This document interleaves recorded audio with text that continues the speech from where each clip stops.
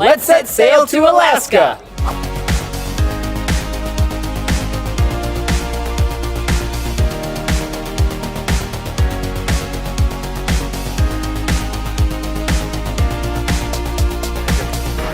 This is so beautiful. Hello from Vancouver, MamFam. We are about to get on the Disney Wonder. We are doing a bucket list trip to do the Alaskan Cruise. We have tons of fun excursions booked. It's a new ship for Mammoth Club. Very, very excited to bring you with us. And I've never been on a cruise ever. Anywhere. So, should be a fun adventure. Can't wait for you to try the chicken tenders. Oh yeah, They're life-changing. exquisite. You know, I've heard all about them. Let's go. Now, before we board, Max, I gotta tell you. Okay, we're looking at the beautiful Disney Wonder right here, and you may notice that the colors of the ship reflect the iconic color palette of one Mickey Mouse. Sure. Yeah. But what you may not know is that before Disney entered the cruise line arena over 25 years ago, lifeboats had to be orange because that was the color proven. Those are yellow. Those are yellow. That was the color proven to be able to see from a distance in case of emergency. So the Disney company had to perform several different tests to prove to the International Cruise Ship Water Committee, Coast Guard, I don't know who it was, Sure. that yellow, Somebody important had to be proved that yellow was just as effective as orange, Wow. so that we could keep Mickey's color palette. And now any cruise line is welcome to use yellow for their Any cruise lifeboats. I know. Now, second fun That's fact, very cool. you may know that Mickey wears black. I do know And the that. cruise ship, it appears it's very dark. It's similar to black, but you're not actually allowed to use black because pirates use black, and not the good Jack Sparrow kinds, like the real scary kind. That's a mark of a pirate ship. Okay. So Disney obviously isn't going to paint their ships in majority black, but again, we want to maintain Mickey's color palette. Right. So they're trying to figure out what to do. One day, an Imagineer came in to a meeting. She was wearing a very dark blue sweater, and they were like, in the right lighting, that appears like it's black. Sure. Her name was Monica, so this is a patented color called Monica Blue. Wow. Fun color facts That's very cool. for someone that can see them. What? What the hell? Before we go board, Alan, what are you most excited about on this cruise? I'm excited to go and see some of the beautiful landscape, mainly the glaciers. Max, what are you most excited about on this cruise? To go on a cruise. Hey! Molly, what are you most excited about on this cruise? I am very excited to hopefully see some of Alaska's wildlife, like orcas and bears. I'm excited to try and hug a bear, and I'm really excited to see Minnie Mouse in her parka. Please don't hug a bear. I brought baskets. A couple of general Disney Cruise Line housekeeping notes before we board our ship. Make sure that you check in as soon as your check-in window opens. It's going to open up at midnight Eastern time, but that check-in date is going to vary by your Castaway Club status. For most guests, it's 30 days out from your cruise embarkation day. But checking in as early as you possibly can does allow you the best selection of your port arrival time, and they do want you to stick to that. So the earlier you check in, the earlier port arrival time you can have, and the quicker you get to having fun and eating chicken tenders. Make sure when you arrive at the port that you have your travel documents, whatever it is you will need. I will note that here in Vancouver, we are having to go through customs, which is something different than when we go to the Florida ports. So your travel documents are going to be your passport or whatever the Disney website says that you need to sail, as well as your pre-arrival boarding form that is emailed to you once you do check-in. That's going to be like your boarding pass that they're going to scan to actually get you on the ship. You're also, the morning of, going to need to fill out a health questionnaire that's emailed to you. Do that before arriving at the port to make it as easy as possible. Once you arrive at your port, you are going to get your luggage taken by a porter. As a friendly reminder, you can tip these fine folks. They are a third party, so they will accept cash, so make sure you have that on hand. If you forget your luggage tags that were mailed to you, they will have extras, which is good to know. And they will take your luggage to your room. Now, note that your luggage will not be there most likely when you first get on the ship, so anything that you need, like medication, or if you want a swimsuit, maybe not on this cruise, you're going to want to bring that in your carry-on bag. Speaking of your carry-on bag, don't forget, as a pro tip, adults 21 and older, if you'd like to bring alcohol on board, each adult can bring up to 2 standard-sized bottles of wine or champagne, or 6 regular-sized beers. Those have to be in your carry-on if you choose to do that. All right, I think those are all my housekeeping notes, so let's set sail. For this cruise, we are doing the 7-night Alaskan Cruise on the Disney Wonder. It is the second ship in the Disney fleet and the sister ship to the Disney Magic. Now, as a fun fact, the Disney Wonder's maiden voyage was August 15th of 1999, which means that its 25th anniversary will be while we are on this sailing. No, I have never been on the Wonder, and Max has not been on any cruise yet, so I'm just excited to go and experience it. Fun fact about me, I went on this as my first Disney cruise ever when I was 13, so I'm excited to see it again. Here we go! Hey! Oh my gosh. All right, we made it aboard. We did. Very beautiful. It's so beautiful! Yeah. What do you think? Do you feel the magic? I feel the wonder. Nailed it. Wow. Yeah. I love that we have Ariel in the atrium here. It's a staple of Disney Cruise Line. Each cruise ship has a different statue. We've got Ariel It's here. very beautiful, like rose Yeah. chandelier, Yeah. Light fixture, light fixture. Yeah, I don't know what to call it. It's just so magical to be on board. Now, one pro tip, if you do have any questions about your dining, they do have cast members somewhere on board to help if you want to ask about a reservation you weren't able to get or move something around. They'll do their best to accommodate. We were able to score Palo brunch for tomorrow, which I'm so excited about.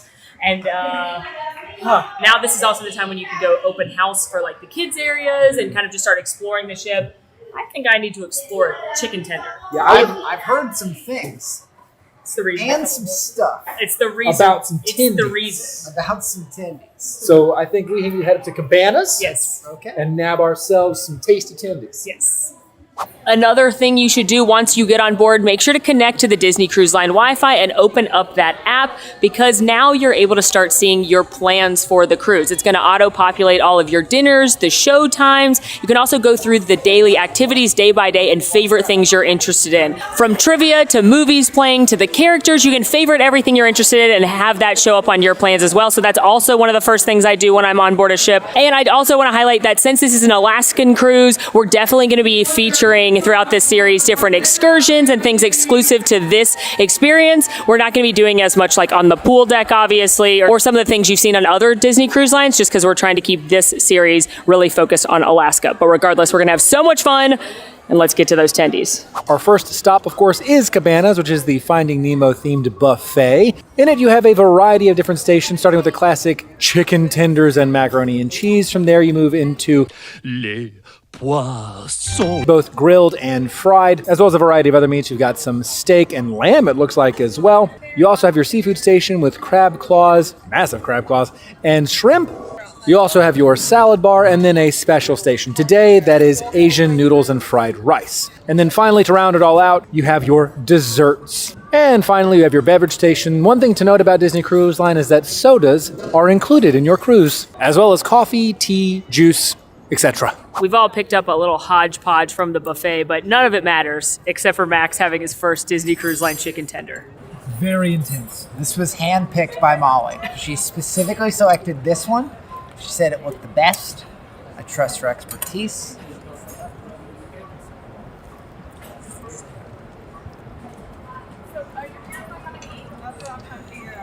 They're coming. They won't be there in a few minutes.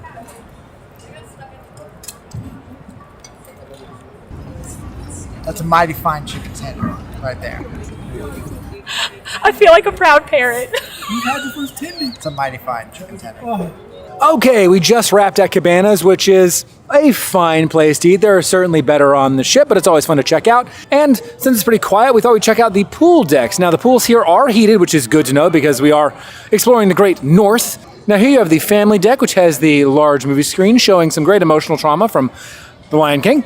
And over in this direction, you have the adult section of the ship. And on the pool deck, you will find some additional walk-up eateries, the kids' splash club, as well as some bars. And on our deck exploration, we have made our way to the forward of the ship, where we have found the Wide World of Sports complex. This includes a little bit of basketball, some foosball, ping pong. I noticed nobody playing it with the same amount of force that I have seen recently in the Paris Olympics, but nonetheless, ping pong is being played. And truly just vibing to the vibes of the Wide World of Sports complex. We have, this is really kind of poor planning. There's now two of them and one of me.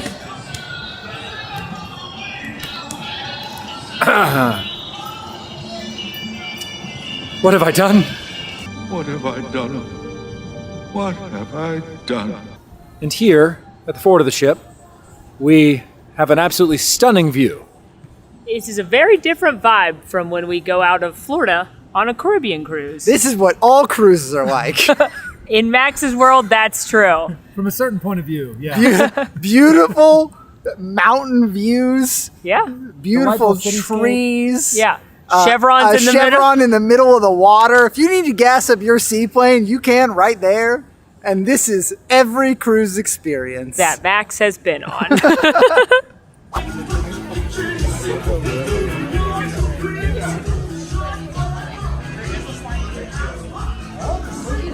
It's Andy's bed up here and he has Buzz Lightyear sheets.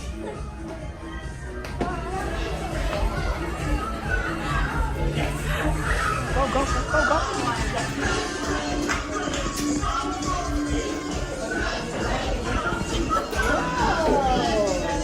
10 out of 10.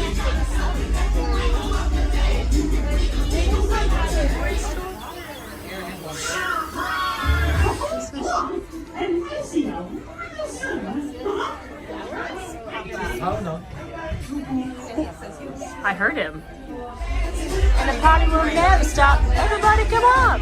Come on. Side to side. After exploring the kids clubs, because as adults we don't have access to those the rest of the cruise ship, they are very cool. It is time to explore our rooms. Also, we're neighbors. Yeah, we are. Ooh. Ah. Oh, pirates! Walt and Lily and pirates. This looks just like the Magic. Quite the view. Got a great view of the Chevron. Nice. Get your gas here. All right, now let's do a little room tour. And this is a deluxe ocean view stateroom with a veranda. And we'll get into price in a second. So you've got the classic Disney split bathroom. So you've got the throne and one sink right here. And then in the other one, you've got another sink as well as the shower. And I love the split bathroom design just because it makes it easier for more than one person to be using everything. You've got definitely not H2O products right there. Across from here, you've got your closet. Everybody up, get your life belts on. As well as if you want to send anything out for laundry, which is something that we have started doing frequently because you can't bring irons on board. They do have them in the laundry rooms, but you can send things out to get pressed. It's a couple bucks a piece, and then they'll send it back to you all nice. So I usually do that as a pro tip on our first day. I'll send out some of my dinner stuff so they can press it and I don't have to worry about it. There's a safe right here, shelves, drawers, an Allen, which as always, I cannot guarantee will be in your stateroom. What are life belts? Everybody up, put your life belt on. They're life vests. Have you not seen Titanic, Al? They're life belts, Titanic? In 1912, in the documentary by director James Cameron of the real life events of the Titanic, starring real life people, Rose Duwipicator and Jack Dawson, their life belts. My brain auto-corrected it to life vests. No, Alan, not Anyway, not when you're fancy and in the UK. Here's Snow White. Oh, that's nice. Alan is sitting on the sofa, which can be converted into a bed for someone to lay down. There are also some rooms that have like a bunk bed situation, so you can sleep up to 4 in some of these rooms. Otherwise, here is your other bed. I knocked things off. What's the comfort level here? Gotta be honest. I sank right in. This is an 8. Ooh, we're gonna be sleeping good after our wilderness explorations. Also have some little goodies here, which Alan did, again, knock off. These are our Castaway Club gifts. So we have a wet dry bag, which is awesome to put in your like beach bag for your swimwear, towels, rain jackets, whatever. A little tote right here, as well as lanyards, which are gold, because we're Gold Club members, to carry around your Key to the World little sea pass. More drawers right here. Love the Mark Davis Pirates of the Caribbean concept art right there. Dad's thermostat. Anyone that cares about their looks. Full mirror right here. TV loaded with Disney movies. Mini fridge. Your hair dryer's right here. Alan, could you hold this for a moment? I would love to. No attachment, but it's pretty good. 5.5. Pro tip, always pull out the drawer because there's some little goodies in here that you're welcome to take home, including some postcards, stationery, pen. This is also if you're going to do the room service in the morning, the continental breakfast. This is where your little cards are for that. More drawers. And then again, Would not be a veranda room without a veranda. Can I figure out how the door opens? Yes! And you've got this cute little veranda right here with 2 chairs and a beautiful view of Vancouver. Now Max's room is right there, so we are gonna ask them if they can collapse this. If you are traveling with another party, they can expand it so you can have a joint veranda. And that is our room. Whoa, look at this seaplane landing right here. Coming in hot. Whoa. Meow. Almost. Almost. Pilots are a different breed. Woo, there it goes. Also, right next to the bed, you've got, this is always one of my favorite details in the rooms, you've got the light fixtures, and they've got little castles for everywhere in the world that there's a Disney castle. Our stuff is here, so Alan is graciously bringing it in, and while he does that, let's talk price. Now, I will tell you, we had a little sticker shock. We're very lucky to go on lots of Disney cruises, so I generally know what they cost. Alaskan cruises are much more expensive, but this is also the longest cruise we've ever been on. For these deluxe ocean view staterooms, for this room for Alan and I, 7-night Alaskan cruise out of Vancouver was $12,929. Max, as a single, unfortunately, single occupancy is not really a thing on a cruise ship because you're taking up the room that could be 2 people. His was only slightly less expensive at $11,627. Now that price includes your room, of course. It includes your meals, excluding alcohol or upcharge meals like Palo. It includes all of your kids' activities, all the entertainment on board. It includes your port fees and taxes, as well as we always prepay for the gratuities so we don't have to worry about that at the end of the trip. Additional costs, like I was saying, Palo, as well as alcohol. There are a few upcharge food items around cruise ships, and then any shore excursions. And with that, we have officially moved in, and it's time to get up to the mustard drill, followed shortly by the sail away party.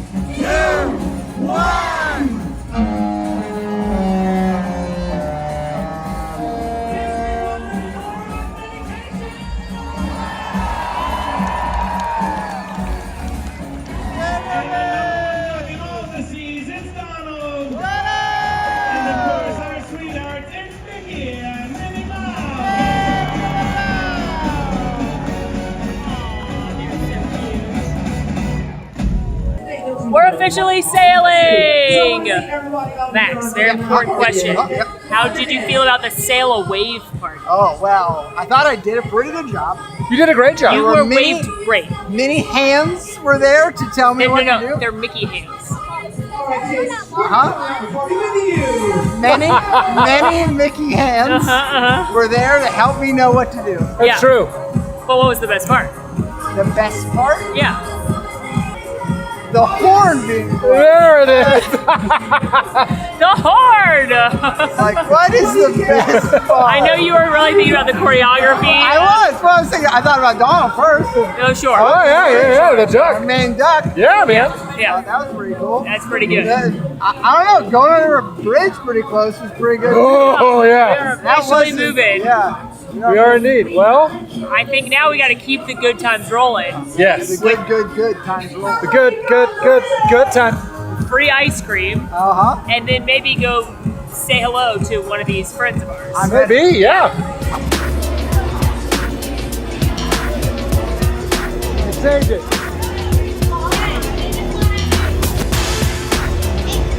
Masterful work.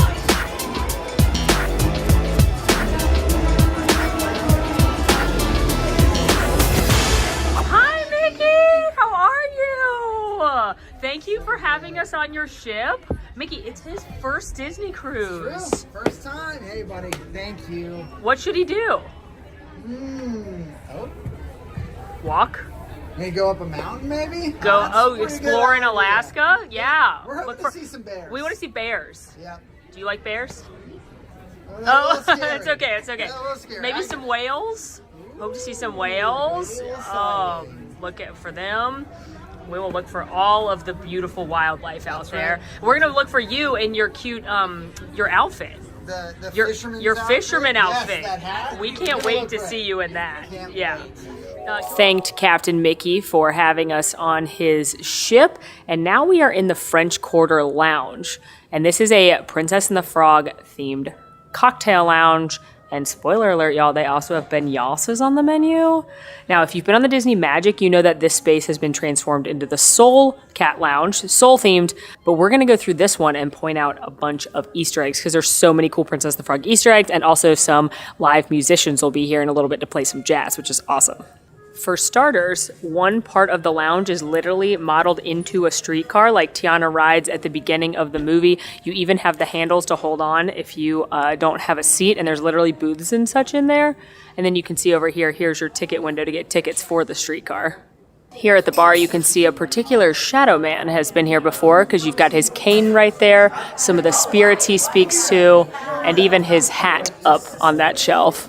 Also, pay attention to some of the bottle names because you've got things like Evil Shadows and Mama Odie's Shaving Scorpions. Also, right here, you got the shadow of one of his little friends on the other side. And if you were to head that way, we could actually go into his Voodoo Emporium. But I'm scared.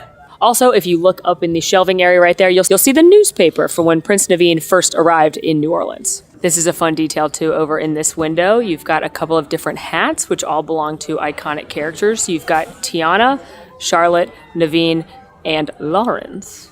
Not to mention just the New Orleans feel with the hitching posts for your horse and the street lights, the wrought iron chairs. This is just a beautiful lounge. Our first tasty treat has arrived, and these are 3 beignets from Tiana's Lounge. Now, these are a slight upcharge, but are you trying to tell me that we're going to go to Tiana's Lounge and not have a beignet? Is that what you're trying to say? Because I won't hear it. We also got caramel and chocolate sauces on the side, and I'm now just watching Molly pour that caramel sauce, and I'm incredibly enthusiastic about this meal now.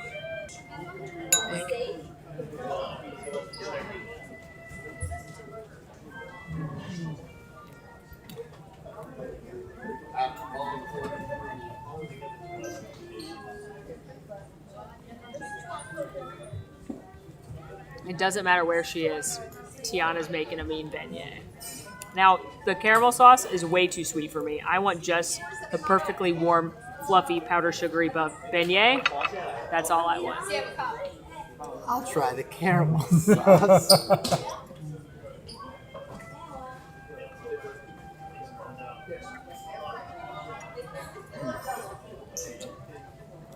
Do you prefer the chocolate sauce of the two of them? Oh, very good. All right, we have ordered some bevies, and I got the old New Orleans fashioned. So it is their twist on an old fashioned here. Instead of bourbon, it is made with Bayou X rum, which is made in New Orleans. Cheers.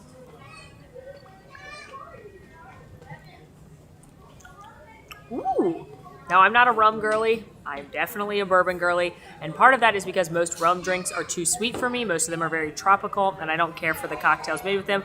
This one, however, still has that burn like it's bourbon on the back of the throat. You can definitely tell that it is rum. It has that very distinct flavor to it that is still I associate with a tropical beverage, but it's a very good old-fashioned. It's nice and strong, delicious.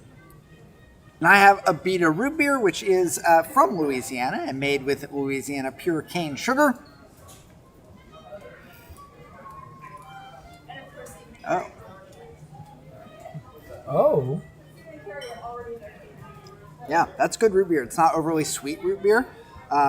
It has a good little that root beer spice on the end of it. It's nice. And I have picked up the Sazerac. Now, traditionally, Sazerac is either made with a cognac or a Sazerac rye whiskey. So, cheers.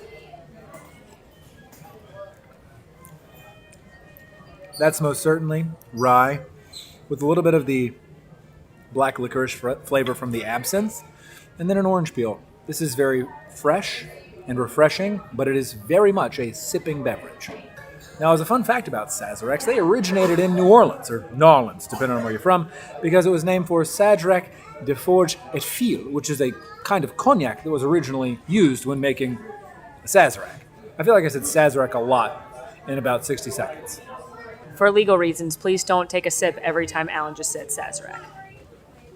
enjoyed some lovely tunes at the French Quarter Lounge, explored the ship a bit. Now we have Juge for dinner, and tonight is the first of our rotational dinings. We are headed to Triton's. If you're unfamiliar with Disney Cruise Line dining, you will have next. So we have rotational dining on the ship. There are 3 sit-down restaurants, excluding the adult signature Palo. But there are 3 restaurants included with your cruise. You have Triton's right here, Animator's Palette, and Tiana's Place. Great. So you will either have an early seating for dinner or a late seating for dinner. We have late seating. And on nights that there are shows, there are 2 performances of the show. So you either do the show and then dinner or vice versa. And Triton's is Ariel themed, probably. It's called Lumiere's on other cruise ships, and it's Beauty and the Beast themed. So I'm gonna guess it's Ariel themed on this one. Yeah. And as always, we are not going to be giving our thoughts live while we are at the restaurant out of respect for our fellow guests. So we'll be taking copious notes, and you will hear from the future version of ourselves chatting about our meals. While the Disney Magic has Lumiere, the Disney Wonder has Triton's, which is the same sort of restaurant under the sea themed after The Little Mermaid. Some of the unique features here are the overhead lights that make it seem like you are truly underwater, as well as the tile backsplash mural within the restaurant. Also, you can find Sebastian on the light fixtures throughout the restaurant as well. Now, the menu at Triton's does also look startlingly similar to what you're going to find at Lumiere's. For the apps, the highlights include things like the iced lobster and jumbo shrimp. They also have a selection of soups and salads, with my favorite being the French onion soup. As far as the entrees go, they have things like the oven-baked salmon royale or the roasted rack of lamb, and they also have a variety of vegetarian and lighter note offerings. The bread selection at Triton's is a warm French country bread with an olive spread. This is pretty good bread. It's nice and crusty, and the olive spread added a little bit of light zestiness as well. I thought it was just fine. For a starter, both Alan and I grabbed that French onion soup, which is topped with Gruyere cheese croutons. And whilst I did make a little bit of a mess trying to get all the cheese out, this was very good French onion soup. In fact, better than I've had it before on other Disney Cruise Line ships. It wasn't salty. It had that rich, nice broth flavor, lots of onions, lots of cheese. How could you go wrong with French onion? And for a starter, I had the breaded and deep fried brie. This comes with an orange and cranberry chutney, and a really nice flaky panko crust, as well as a very cheesy brie interior. Very tasty, and a nice small portion to get started. For my entree, I picked up the ahi tuna niçoise. This is seared ahi tuna with green beans, potato, olives, red onions, sliced egg, and a parsley garlic vinaigrette. I thought this salad was very tasty. The tuna was fresh and cooked very well, seared on the exterior and nice and raw on the interior. The vegetables were all fresh, and the parsley garlic vinaigrette added a nice slight acidity that really helped counterbalance and bring a little bit of zestiness to the dish as a whole. I couldn't decide which entree I wanted, and on Disney Cruise Line, you don't have to choose. So for the main entree, I picked the oven-baked salmon royale, which is king smoked salmon and a horseradish crush, accompanied by sautéed Swiss chard, truffled cauliflower puree, and a white wine beurre blanc. I also was able to try the wild mushroom stuffed pasta in a vegetable broth, which is topped with watercress, shaved Parmesan cheese, and a paprika oil drizzle. This is one of the vegetarian options. Now, let's start with the worst of the two. It unfortunately was the pasta. The broth was very salty. There wasn't a ton of that earthy mushroom flavor that I was craving, so this was just kind of not super flavorful in my opinion. The winner, the surprise to me, was the salmon. Now, I'm not much of a seafood girly normally, but spoiler alert, that will change on this cruise. The salmon was fresh, flaky, fell right apart. I loved the crispiness of the horseradish crust, and I really enjoyed the rich truffle flavor in the cauliflower puree. Overall, would absolutely get this again.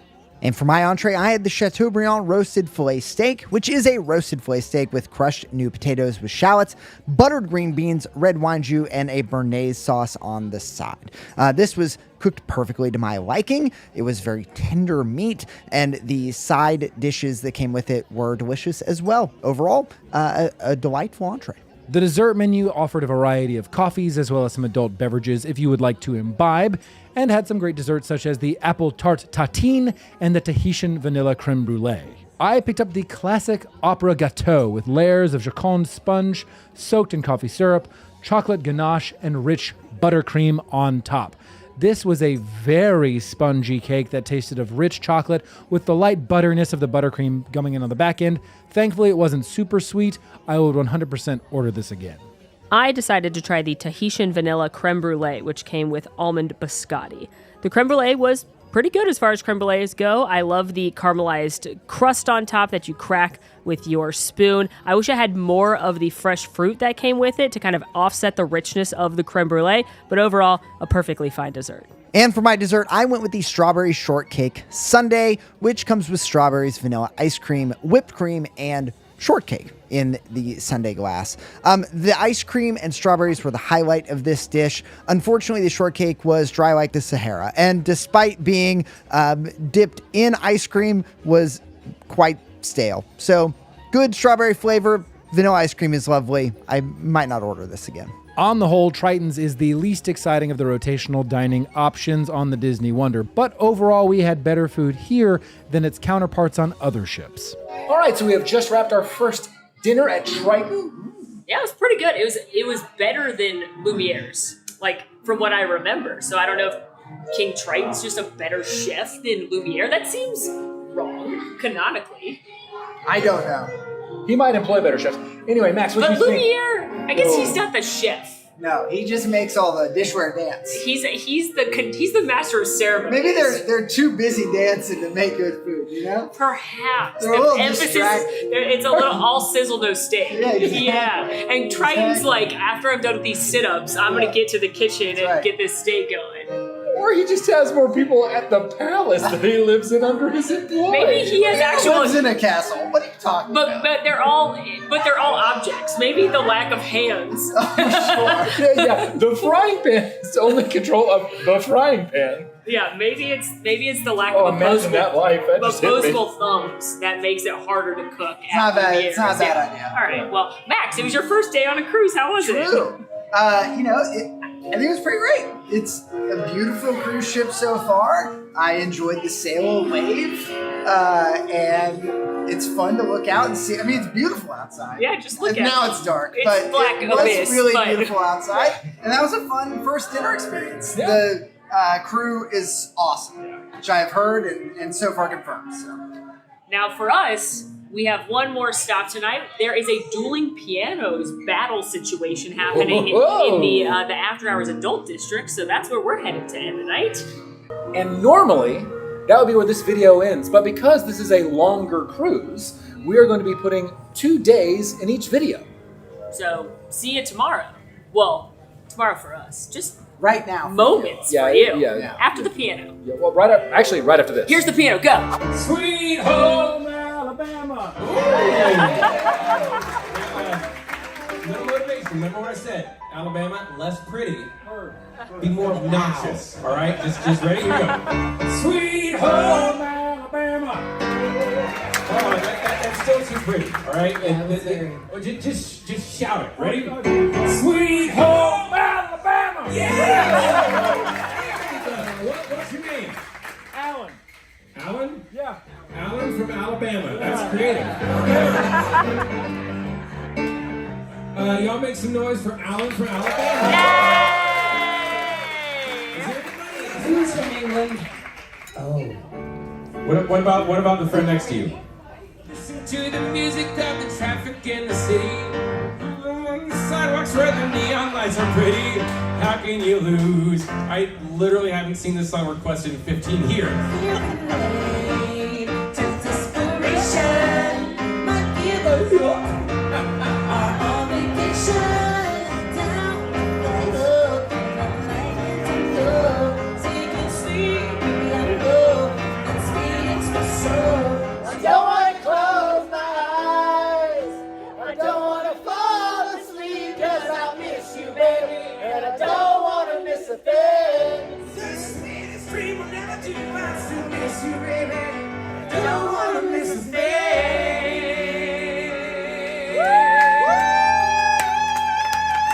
Good morning. It is our second day aboard the Disney Wonder, and what better way to kick off a day at sea than with brunch at Palo. Palo is the adults-only restaurant aboard the Disney Wonder. Again, 18 and older to dine here, and they're open for brunch on certain days as well as dinner. It is an Italian restaurant. It is quite literally my favorite restaurant on planet Earth. I'm so excited to have brunch right now. It's $50, all you care to enjoy.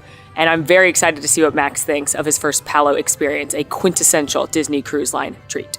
Now, additionally to being 18 and up, there's also a dress code to dine at Palo. No shorts, no flip-flops, no athletic wear, no hats. You can see the specific dress code on the Disney Cruise Line website, but generally speaking, you want to zhuzh up a little bit from your average meal aboard.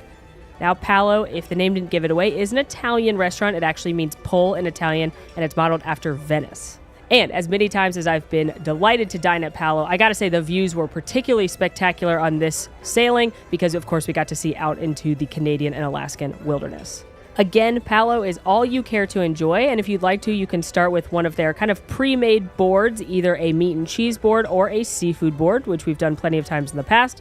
You also have a variety of egg dishes like omelets and frittatas, sweets like waffles and pancakes, the famous Palo pizzas, soups, and entrees that include things like the lasagna and their famous chicken parmesan. The brunch at Palo starts with a complimentary glass of either Prosecco or, for me, a non-alcoholic Bellini. Molly and Alan got the Prosecco, and I enjoyed a sweet peach Bellini. It was quite tasty. To kick off my meal, I started with the celery soup with spiced Italian sausage and focaccia croutons. Now, when somebody says celery soup, you don't think that'd be very tasty, but it was light and very earthy, complemented with the spicy Italian sausage, adding a little bit of richness, and the focaccia croutons breaking up the singular texture with a little bit of crunch. I think that is a great start to any meal. And with any good meal, you start with carbs, both of the sweet and savory variety. We had a savory bread basket delivered, which has a few different items. My personal favorite being this caramelized onion and gorgonzola focaccia bread. Oh my gosh, it is so light, it is so fluffy, and then you've got some sweetness from the onions and the kind of funkiness of the cheese. It is phenomenal.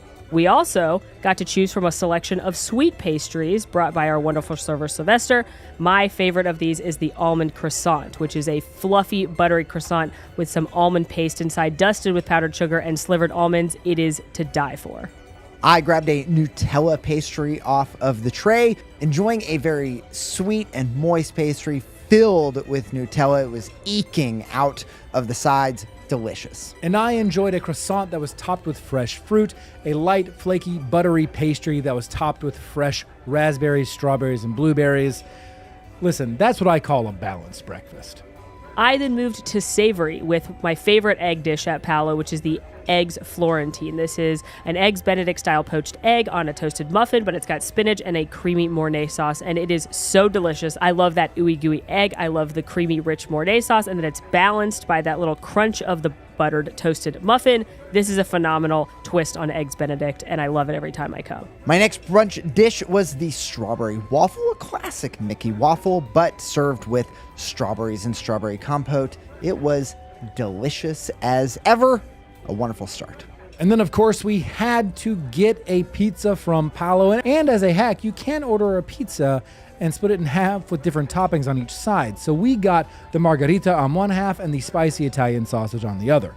The margherita pizza is a classic with the tomato and basil with that stringy cheese over top. You can see Molly enjoying that very nice cheese pull, very light and flavorful. And the spicy Italian sausage is a great counterpoint with the deep richness of the meat with a little bit of that zesty Italian spice coming through on the back end. And in my opinion, if you're not getting a pizza from Palo, you're doing it wrong. Now, I did not want to, in Alan's words, do it wrong, so I did enjoy that pizza. It was delicious, but I had also heard a must-try was the Parmesan-crusted chicken breast. This is, of course, topped with a San Marzano tomato basil sauce and mozzarella cheese, and it is served with a creamy arborio rice risotto, and I'll tell you, lived up to the hype.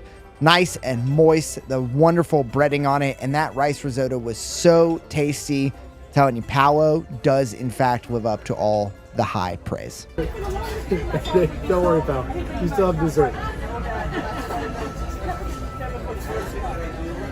So sleepy. And if you aren't full to the brim yet, they are going to bring you a dessert menu, which has highlights like the Italian zabaglione and the limoncello torte. We picked up the warm apple cinnamon sticky bun to share because, as previously mentioned, we were all full to bursting, but definitely still wanted something sweet. This had maple butter frosting and caramelized pecan nuts on top, and it was absolute decadence embodied. Very rich pastry coated with cinnamon, had a nice maple flavor on top that wasn't too sweet, and that caramelized pecan gave you a little bit of crunch and nuttiness at the end. Delicious. Well, Max, Hello. how do you feel? It's your first Palo experience. hello. Sleepy. That's the Palo coma. Yeah. That was delicious. It was so good. What was your favorite thing? It's probably the chicken parm. How can it not be? You know, was very it's good. iconic. But that strawberry waffle was so delicious with that real whipped cream and the compote. The sticky bundas. I mean, all of it. I'll really just hard name to every pick. dish. How about that? It's Max was like, I don't know if I want to order that. I don't want to order too much. I was like, no. There's no such thing as ordering too much. At Palo, you order everything that catches your eye, and you try it all, and it's all amazing every single time. So very tasty. And now we have the rest of our day at sea to enjoy. I want to propose one of my favorite ways to kind of walk off feeling sleepy, a little cardio. Okay. And by cardio, I mean shopping. That's the same thing. All right. Yeah. Sure. Yeah. You get it. The two main merchandise locations on the Disney Wonder are Mickey's Main Sale and Whitecaps. Within Mickey's Main Sale, you're going to find a host of what I would call sort of, quote, standard, unquote, cruise merchandise. A lot of Disney branded items, including plushes, other toys, t-shirts, various accessories and pins, as well as a mug selection. This is much more of a family-oriented store where you're going to find things for everybody in your party. Whitecaps is where you're going to find some of the exclusive Wonder collections as well as the exclusive Alaska collections. And with that, I'll turn it over to Molly for her rapid-fire merch tour. All right, here's your quick look at all the Alaska exclusive stuff aboard the Disney Wonder. We have an ornament, water bottle, magnet, pin, t-shirt, white pullover, zip-up hoodie, different t-shirt, mittens, socks, blanket, long sleeve t-shirt, pillow, zip-up Sherpa jacket, ears that have earmuffs. Oh my gosh, I need these. Different t-shirt, different zip-up. It looks like this on the back. A different blanket. Plush of Mickey in his Alaska costume. I might cry. We stopped by the Cove Cafe, which is an additional cost little cafe in the adult section, and picked up some coffee and hot cocoa, and are now up here on Deck 10, taking in the beautiful views of just the absolutely wondrous nature around us. Molly is looking exquisite in her newly acquired Minnie Mouse ears / earmuffs. I really want to see a whale. I hope you do see a whale. Also, I got a coffee and Mickey's wearing a snow hat and Max got a hot cocoa and they put a stormtrooper on it. They did. It was very apropos. We didn't even tell him that Max likes Star Wars. He just knew. He just knew. It's that Disney Cruise magic. This is so beautiful. After taking in quite a beautiful view for a little bit, we even spotted our first creatures, which we believe to be dolphins that are native here. We are headed to the Rainforest Room. This is another of my Disney Cruise Line favorites, and it is located at the Senses Spa, which is an adult-only relaxation center. It's got the fitness center, it's got different beauty services and health services, massages, but the Rainforest Room is a space that you can access. You can purchase a day of pass if they're available, or a length of cruise pass, which is what we did, which was $139 per person. Purchasing access to the Rainforest Room allows you access to this beautiful section that has different showers that have different smells, lights, water temperatures and pressures, as well as a couple different saunas, and my all-time favorite, these tile chairs that are the perfect place for relaxation, luxuriation, and just my favorite spot on a cruise ship. Max, how was your first Rainforest Room experience? It was Amazonian. Yeah? It was relaxing. Yeah. The tiles were quite hot on my skin. Yeah, but do you feel like you just had the best luxuriation? It feels quite I feel luxuriated. Yeah. Yeah. That's the way. This is the way. To have been luxuriating. Right. I need a past tense. Yeah. We luxuriated real good. We did. After some delightful luxuriation, we are now headed to some trivia at the After Hours section of the ship. Now, the After Hours section has 3 lounges, the Crown and Fin Pub, the Cadillac Lounge, and Azure. And our trivia just so happens to be at the Crown and Fin Pub. Now, at its core, the Crown and Fin is a proper English pub, but we've heard tell that there are a number of Easter eggs hidden throughout. Naturally, we, as Molly walks out of frame, are on a quest to find them. Gonna do a little Easter egg roulette here. First up, right up top as you're entering, that is background art from Peter Pan, and continuing the Peter Pan theme right here on this little coat rack is John Darling's hat. Also, you've got right here Doctor Who's scarf, and the internet has revealed that this is primarily worn by the 4th Doctor. And right over here, you've got some newspapers, and you can't read the whole thing, but you can catch enough to know that this newspaper is telling you that a certain toad has been arrested. Guilty, guilty, that's all. That is all, thank you. And this right here has Kermit the Frog on it, and I believe that's from the Muppets, which is very fun. Kermit the Frog here. And here on the pillar, we have a lovely subtle nod to one of my favorite British stories, The Wind in the Willows. You have J. Thaddeus Toad Esquire drinking with Angus McBadger and Mr. Mole and Ratty. And this is not the only Mr. Toad reference you will find here, but for the other, we must go behind the bar. And if you look to the right of this doorway, looking up at the Queen herself, there is J. Thaddeus Toad Esquire again, giving quite an eye, I would say, up toward the Queen. Tucked away on the top shelf just behind the bar, you will find a collection of books. They include the complete works of William Shakespeare. You have all of Charles Dickens's work, Sherlock Holmes, and then The Legend of Robin Hood. There is also some artwork here from The Sword in the Stone, where you have young Arthur sitting on the massive throne with his sword that has been covered in cloth that looks like untied. This looks like it's concept art to me, but as one of my favorite movies, it's really cool to see The Sword in the Stone represented here. Also, if you look behind the bar, on both sides of it, you're going to see concept art from 101 Dalmatians, which I do think is a very underrated Disney film. Perhaps you're hungry for some Marvel Easter eggs along with all your Disney. Here's one for you. On the wall, we have Captain Britain #1.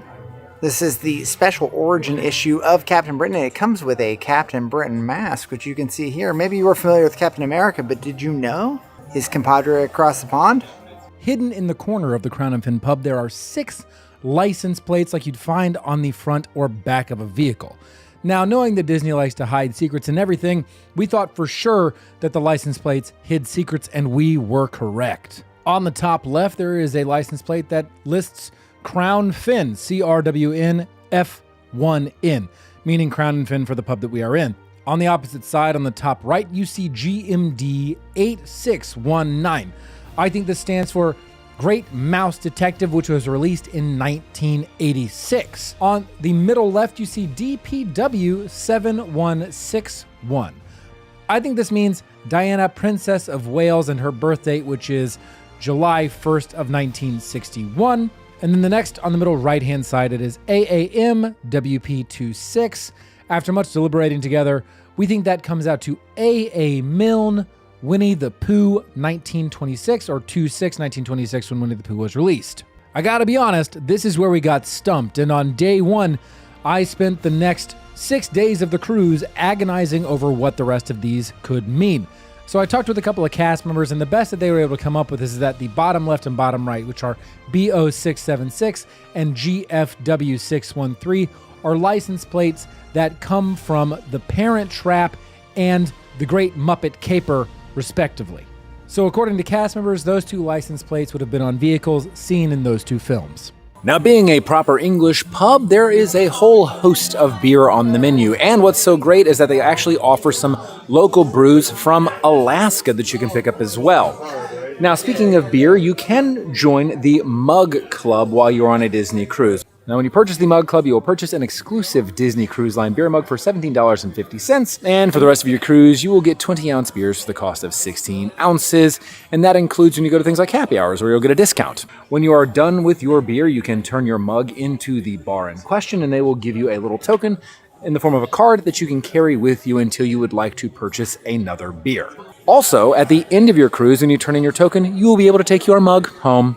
And if you'd like, and I don't know why you wouldn't like to, you can bring that mug back on future cruises and keep using it over and over and over again. Danger Will Robinson.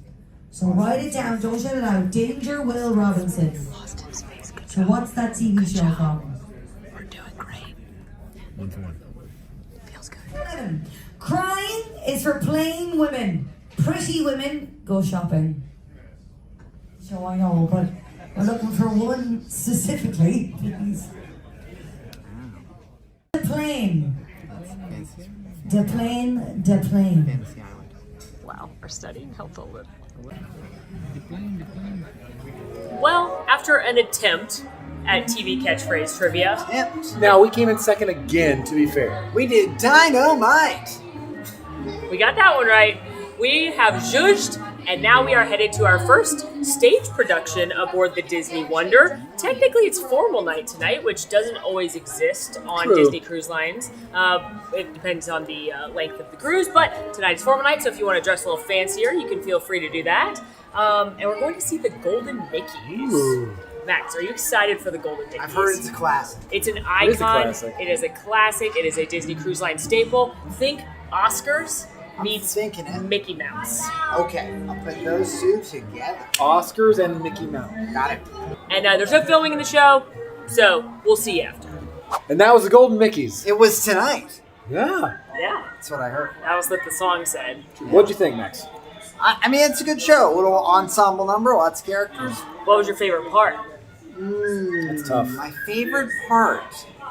That's hard. Probably the heroes section, I think. I agree with that. I completely. do love Out There. Yeah, a little And Quasimodo. It's It's rare fun. to have it be Yep. represented. That's true. And a little Tarzan. A little Tarzan as well, acrobatics. yeah. Ooh. I'm like perfectly emotionally stable throughout that whole show. And then they bring in Walt Disney and Mickey, and I'm like, Yeah. done.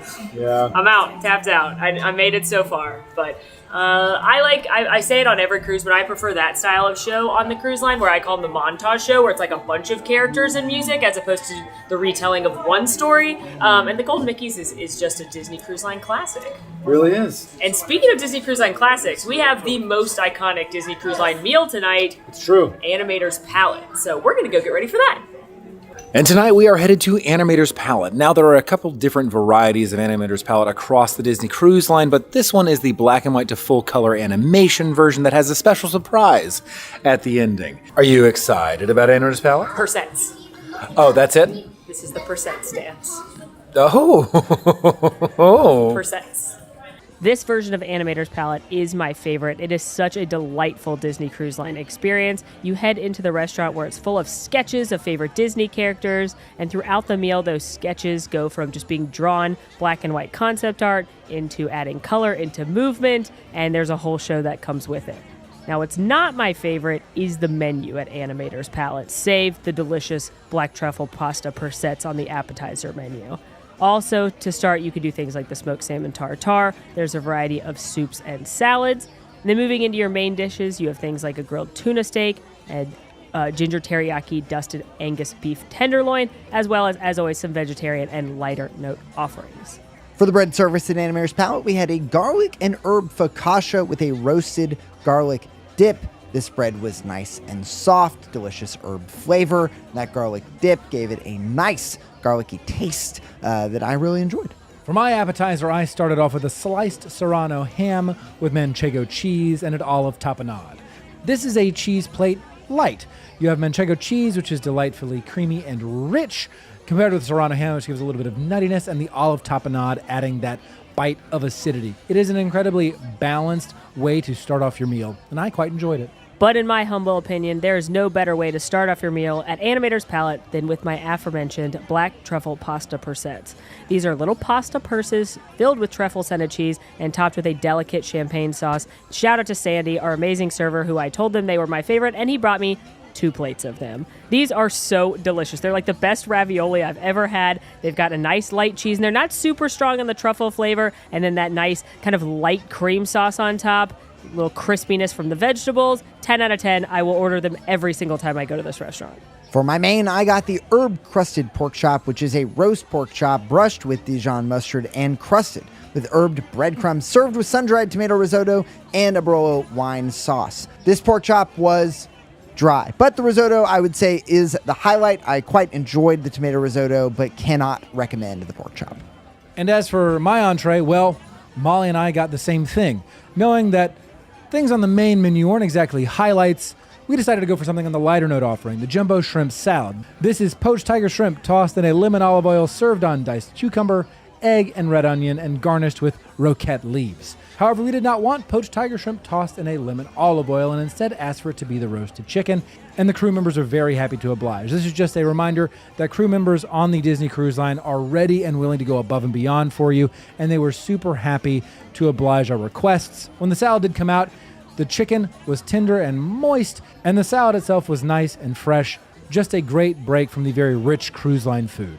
And as always at the rotational dining, there is a special dessert menu that has cordials and specialty coffees, as well as desserts. And I will say, Animator's Palate doesn't do great with the entree, but they are strong with appetizers and desserts. They have things like warm sticky date pudding, chocolate walnut cake, or what I grabbed, which is the chocolate fudge cheesecake, which is a creamy vanilla cheesecake and a chocolate fudge base. Honestly, this was very simple, but very delicious. The chocolate fudge base reminded me of a nice, tasty brownie. Then you had a very simple but good cheesecake. It reminded me of a cheesecake brownie you would get at the Great American Cookie Company in the mall when I was a kid. What more could I ask for? And in a surprise to no one, I went with my old standby, the lemon icebox pie, here at Animator's Palate, served with lemon curd and a berry cream. I don't know. There's just something nostalgic about a lemon icebox pie. Maybe it's because it was one of the first desserts that my grandmother served me, but this just hits home. Is it as good as my grandmother's? No. But is it pretty darn tasty with a nice sweet acidity and some tartness coming in from the lemon curd? Complemented with the berry cream, I really enjoy this. And for my dessert, I got a cookies and cream sundae. This is cookies and cream ice cream with chocolate sauce and chocolate chip cookies. This isn't going to blow anyone away with its uniqueness, but in simplicity, they have found something that works. Cookies and cream is my favorite ice cream flavor, my go-to, and this was a delicious dessert to follow a lackluster main course. I'm tired of taking. I want to make things. I want to add something to this world. As lights rise in the sky, what if it's not everything magical?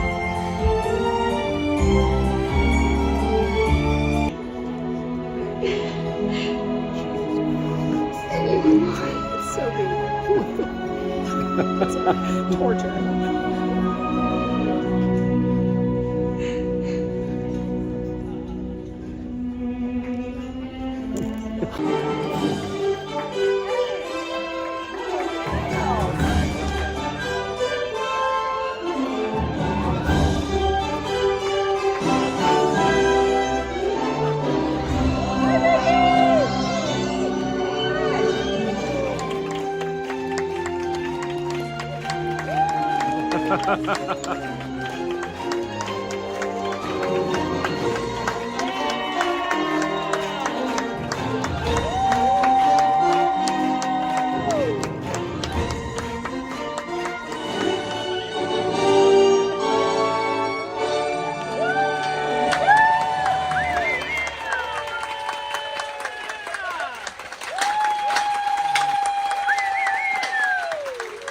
Just wrapped up Animator's Palate. Max, Yes. how'd you like it? Oh, it's such a fun theme. Yeah.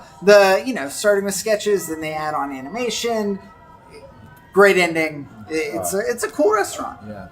I don't think it's going to be the best food you're going to have on the ship, but in terms Except of for sets.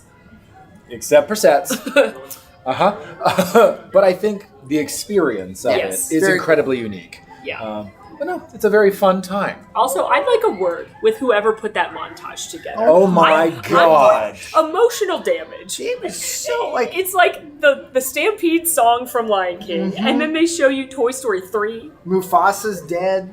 Baloo and Mowgli from the Jungle Book. Flynn is dead. Yeah, everyone's dead. Everyone's dead. It's the worst part of every Baymax Disney is movie. flying into the abyss. It's the worst part of every Disney movie, and you're just emotionally gutted. Yeah. And then you're emotional in a good way because happy things happen, and it's every time they say pixie dust and the cast members come out, it's like too much for me. But it's just it's a lovely dining experience on a Disney cruise ship, and a perfect way to end this first video, I think. Yeah. Well, tomorrow kicks off a Glacier Day, so be sure to come back for the next video in this series to see that. Let's go explore Glacier!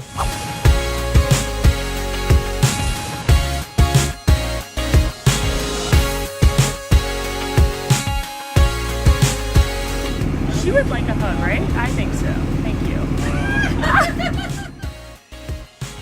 Hey there, MamFam. Welcome back aboard the Disney Wonder for our 7-night Alaskan cruise. Today is our Glacier Day, and tomorrow we'll be visiting Skagway. Both of those days will be in this video. We've got fun excursions booked both days, but I think there is something very important we have to do first.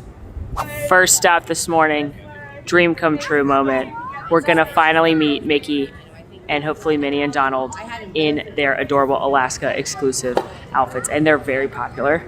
allegedly people were lining up an hour before the posted time. We got here like 15 minutes before, so we'll see how long this takes.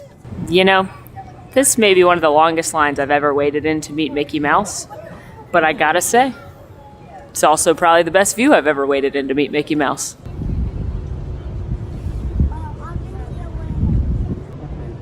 I see him.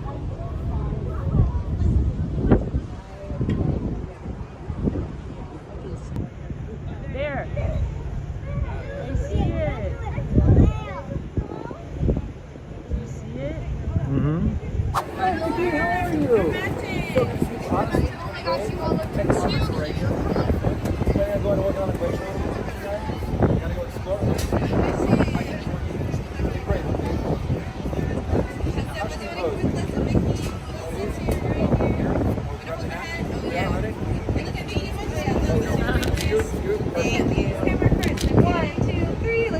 It was so fun to meet Mickey. Obviously, I got the fashion inspiration from the mouse himself. We promised to go to some fishing later. I will say that because of how popular these characters are, we are probably going to go and meet Minnie Mouse after we get a bite of breakfast. The lines have currently closed. And we heard from the cast members that the lines do sort of cool down later in the day for later sets. Prior to us going to meet Minnie Mouse, we are picking up some coffee and hot cocoa at the Cove Cafe, which is the adult cafe that has an add-on price where you can pick up some specialty coffees. And we know that Molly loves some specialty character artwork on the top of her beverage, so we're waiting to see what characters will surprise us this time. I got little Donald. I mean, this is unbelievable. At this point, we are waiting to meet Miss Minnie Mouse and just enjoying the stunning views as we make our way into the glacier.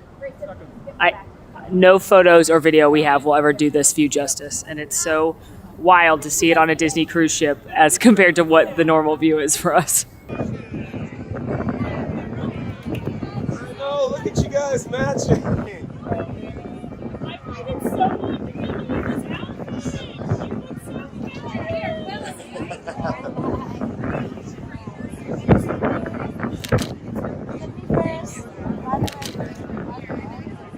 While we are out on the deck driving into the fjord to see the beautiful glacier, there are a number of cocoa carts on the deck where you can get some cocoa and a nice souvenir mug or coffee like I'm going to do.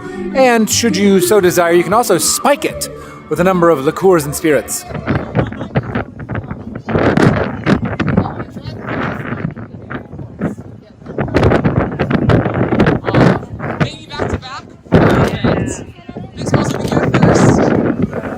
I have waited my whole life. You know that commercial from when we were kids that was like, I've been waiting my whole life to meet you, with the little girl meeting Mickey?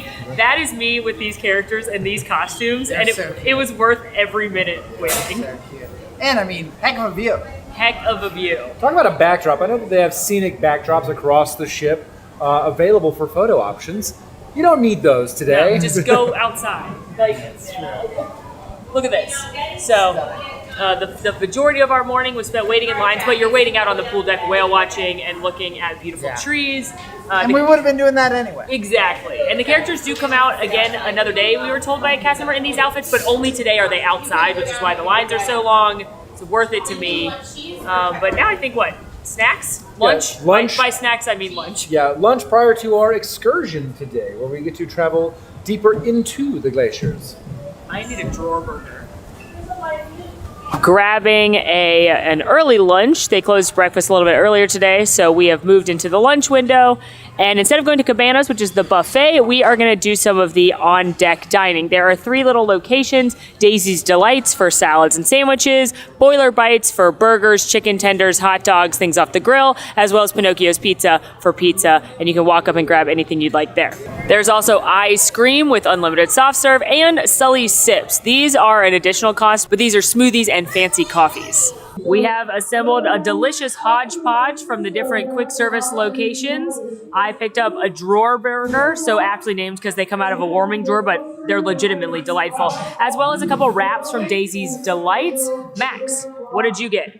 I also got a drawer burger, and then I went to Cabanas for some mac and cheese, and their special I went today was an American corner, so I got a chicken leg. A little fried chicky chick. Alan?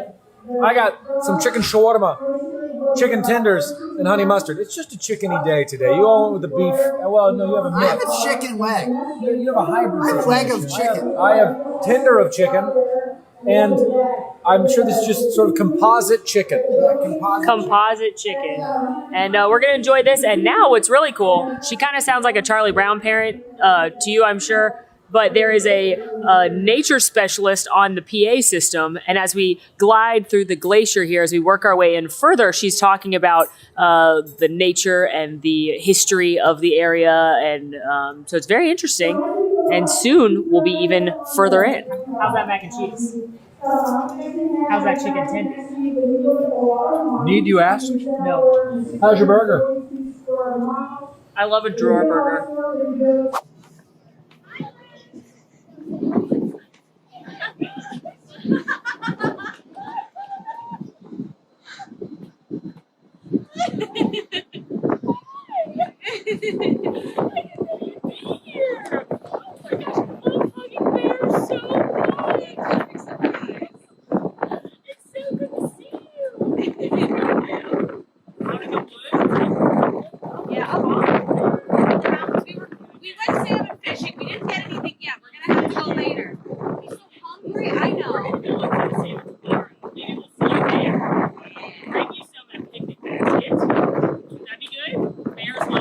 That's true.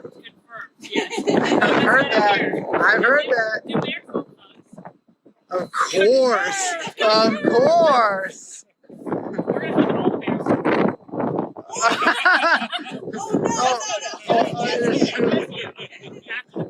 That's right. Hi, can we say hi to you? You look so fabulous as always. Oh, thank you. Yes. Barbie, a fashion icon just like Daisy. Yeah. I have buffalo plaid on under here, but it's many layers deep because I'm cold. We have officially made it into the glacier, but you can't tell because the other side of the ship is looking at it right now. Basically, once you get in here, the captain parks the ship so that each side gets a chance to look at it, and he like flips it in the middle. But we are back in our room. This is actually our view from our veranda right now. Stunning, because we have an excursion booked. Now, I've heard from plenty of people that you don't need an excursion this day. You can just absolutely enjoy the view and the sights and the sounds and look for animals. We saw some seals, but I did see that there is a Glacier Explorer excursion.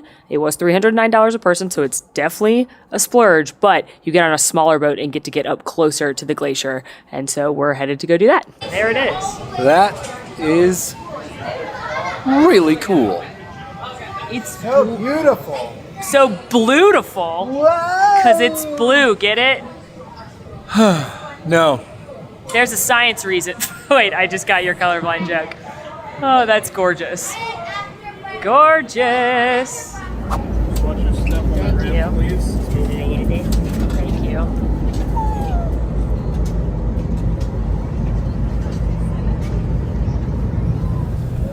You know, it's just objective truth that cruise ship is absolutely massive. But put it between the landscape and the two mountains, it really doesn't look that big. That's wild. Wow. Wow. Oh.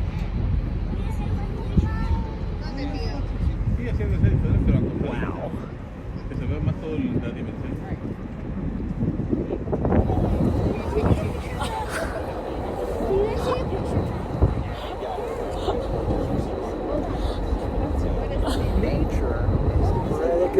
Yeah. Well, that's a glacier. It really is difficult to describe just the majesty of that. It's beautiful and blue. It's very blue. Wow. It just, I'm very much at a loss for how to properly describe this moment when you see this absolute massive piece of nature, and just knowing that like when pieces of this glacier fall off, they don't grow back on. This is no longer a growing glacier. So it's just so beautiful to see and sort of envision what it would have been at its largest size. And unless I'm mistaken, as you continue to look at the valley that this glacier sits in, you'll see a difference. I know this is wild coming from me, but you'll see a difference in color and shade about the midway section up these peaks. The lighter section towards the base is where that glacier, when it was larger, would have sat and extended into the valley. And that's frankly nuts to think about, because you can track that line several hundred feet out to well before where the Disney Wonder is currently parked. Can I touch it? Yeah. That's very cold. Alan, you want to touch it? That chunk of ice that we all just touched is actually, on the hardness scale, considered a rock. It's a monomineralic rock, meaning a rock made of exactly one mineral, water. Molly, what do you see? There's a seal out there. A seal? A seal. Oh, we got the ice turning. See its little head. Its little head like bloop, bloop. Little bloop bloop. Little bloop, bloop. Molly, what do you got now? The Wonder is leaving. What? Huh. Oh, well. Do we live at the glacier now? I guess we're bears now. It was only a matter of time. No, we're not, MamFam. We are not being left at the glacier. We will still be coming to you from the east coast of America soon. This excursion does let you off near the glacier, and you get a chance to see it. This boat will catch up with the Wonder once it starts making its way out of the fjord. All these different, like, sheets and layers and all of the, like, crackling across. It's so cool. It's just so wild to see all, like, not only the horizontal scale, but like the vertical, like, lines and spaces between. I'm yeah, and it's like a lattice work throughout it all. It's just feeling good about the fact that Molly bought those binoculars, because you really get to, like, see it. Yeah. I mean, we have a great view from here, but, like, to really get to see it closer and see the way the ice is all, like, interlocked and frozen, it's so cool. Oh, wow. Boy, have we just learned so much about this glacier. It's called Dawes Glacier, D-A-W-E-S. Max, one of the biggest things that we learned is that this glacier is 300 feet tall. Oh, that's not it though, Alan. It also goes 300 feet into the water. Now, for you, we've got some falling off over there. Oh, well, a lot falling off. Whoa! That. Wow. Then the big wave flying. Wowzers. I don't know if we're going to be able to zoom in on that for you in this post, but we'll try. Yeah, so people do some fast math at home. That's 600 feet in total, but that's not all. It is from end to end right here between this fjord, half a mile It is wide. half a mile, Alan. That's correct. And you might ask, well, how far back does it go? Of course, it's just a wall. Yeah. There's way more glacier. It goes 25 miles. But Jared did say we really only count the first 10, because after that we're in Canadian soil. That's it becomes their issue. Jared actually said that's fantasy land. That's not a real place. Yeah, for legal 10 purposes, miles is real. The other 15 not real. Yeah. For legal reasons, Jared didn't say that. Jared also told us to hug bears. So. Yeah, For legal reasons, Jared did not say that either. Now you might be wondering, hey, are those glaciers blue? The short answer is yes, because glaciers are formed by snow layers compacting over time and forcing out the oxygen molecules. So when light hits the glacier, you see the true blue of the minerals. Now, on board, you can buy drinks, and the ice is literally from the glacier. Like, she's chiseling off a piece of ice they got from the water.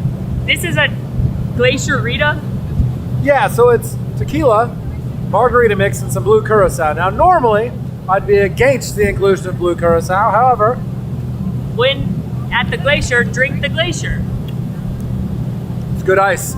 Also, Max got a Sprite with the ice. Does it taste better than a regular Sprite? It does. Yes.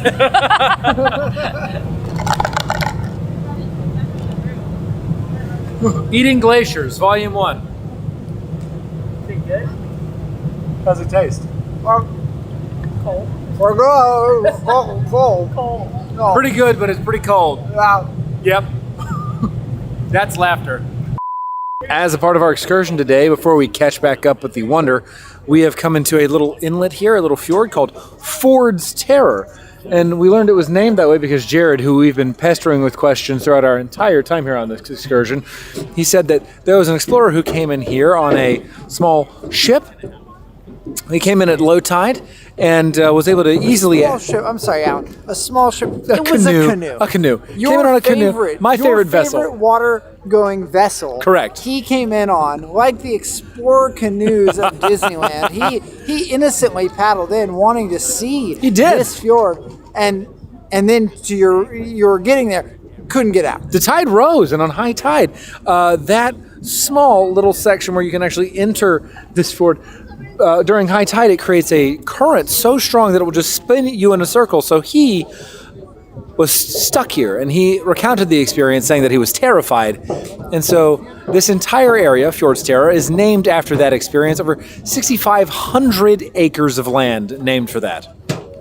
All right, we're back on the ship.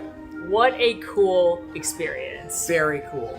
And you get to hang out a little bit longer at the Glacier. We saw the Wonder leave. So I think probably the most unique part of that is just getting more time and much closer to an unbelievable feature of nature. Not only that, you also had a naturalist expert on board with you who gave you a lot of fun facts both about the area, and then if you're like us, answered a ton of questions that you asked them ceaselessly so we could find out more really nerdy information that we also shared with you in the video. It just was so beautiful. I don't think I fully understood what a glacier would be like until coming on here, and it just was like jaw-droppingly beautiful. We got to see like pieces fall off, which incredible to see. Sad to realize what that means, but just a very, very unique. Nothing I've ever done was similar to that. And then on top of the glacier part of that, as Max said, you get to get a lot closer and a lot longer. We also got to go a lot closer to the shoreline and into some kind of little areas that we wouldn't have been able to with the Wonder. So just a longer time out in nature. But all that said, back on the ship, it is Frozen Night tonight. Now this sailing does not have a Pirate Night. Instead, it has Frozen Night. So you're going to have music from the Frozen franchise playing throughout the ship. Throughout the day, you have a maypole that is in the lobby itself, which was fun to see. Someone did it. Someone maypoled it. Someone maypoled it. They did. Yep. Anyway, there's a Frozen show that happens later on this evening, and there is the same Frozen menu in all of the rotational dining throughout the ship. So, we're going to gear up for the show. I'm excited. Do you think that we can build a snowman? I sure hope so. The question is not can we, it's do you want to build a snowman? It doesn't have to be a snowman. Okay, bye. Parties! Christoph and I absolutely love parties. That's right. Love to. Now put them down. No. Start spinning around. Keep spinning. Slowly getting dizzy. Whoa, Spencer, stop! Spencer, everybody wins. Oh, we won! Let the storm rage on. Let go, let go.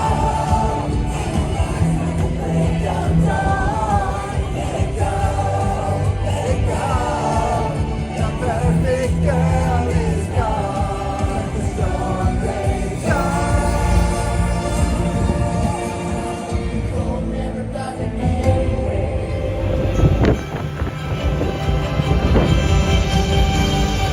Well, that was cool. It was very cool.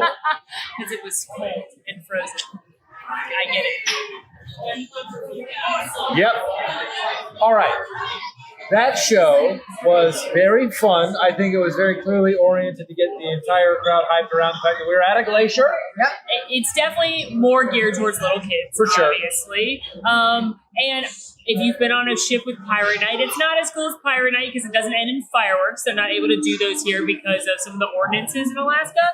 But it was a cute show, and it was snow. Yeah. Doing it with snow. And I mean, Frozen's iconic, right? Yeah. So And snow, while surrounded by snow-covered mountains, hits different. It's It does. very cool, literally. Yeah. Very cool, literally. So I'm glad we saw that. And now, as Alan said earlier, I don't remember, one of us was talking about Probably stuff. me. And we mentioned that there are Frozen-themed dinners around the ship, but none of us are really feeling like a full, heavy meal. So we're actually headed to the Crown and Fin pub to grab some pub bites for dinner.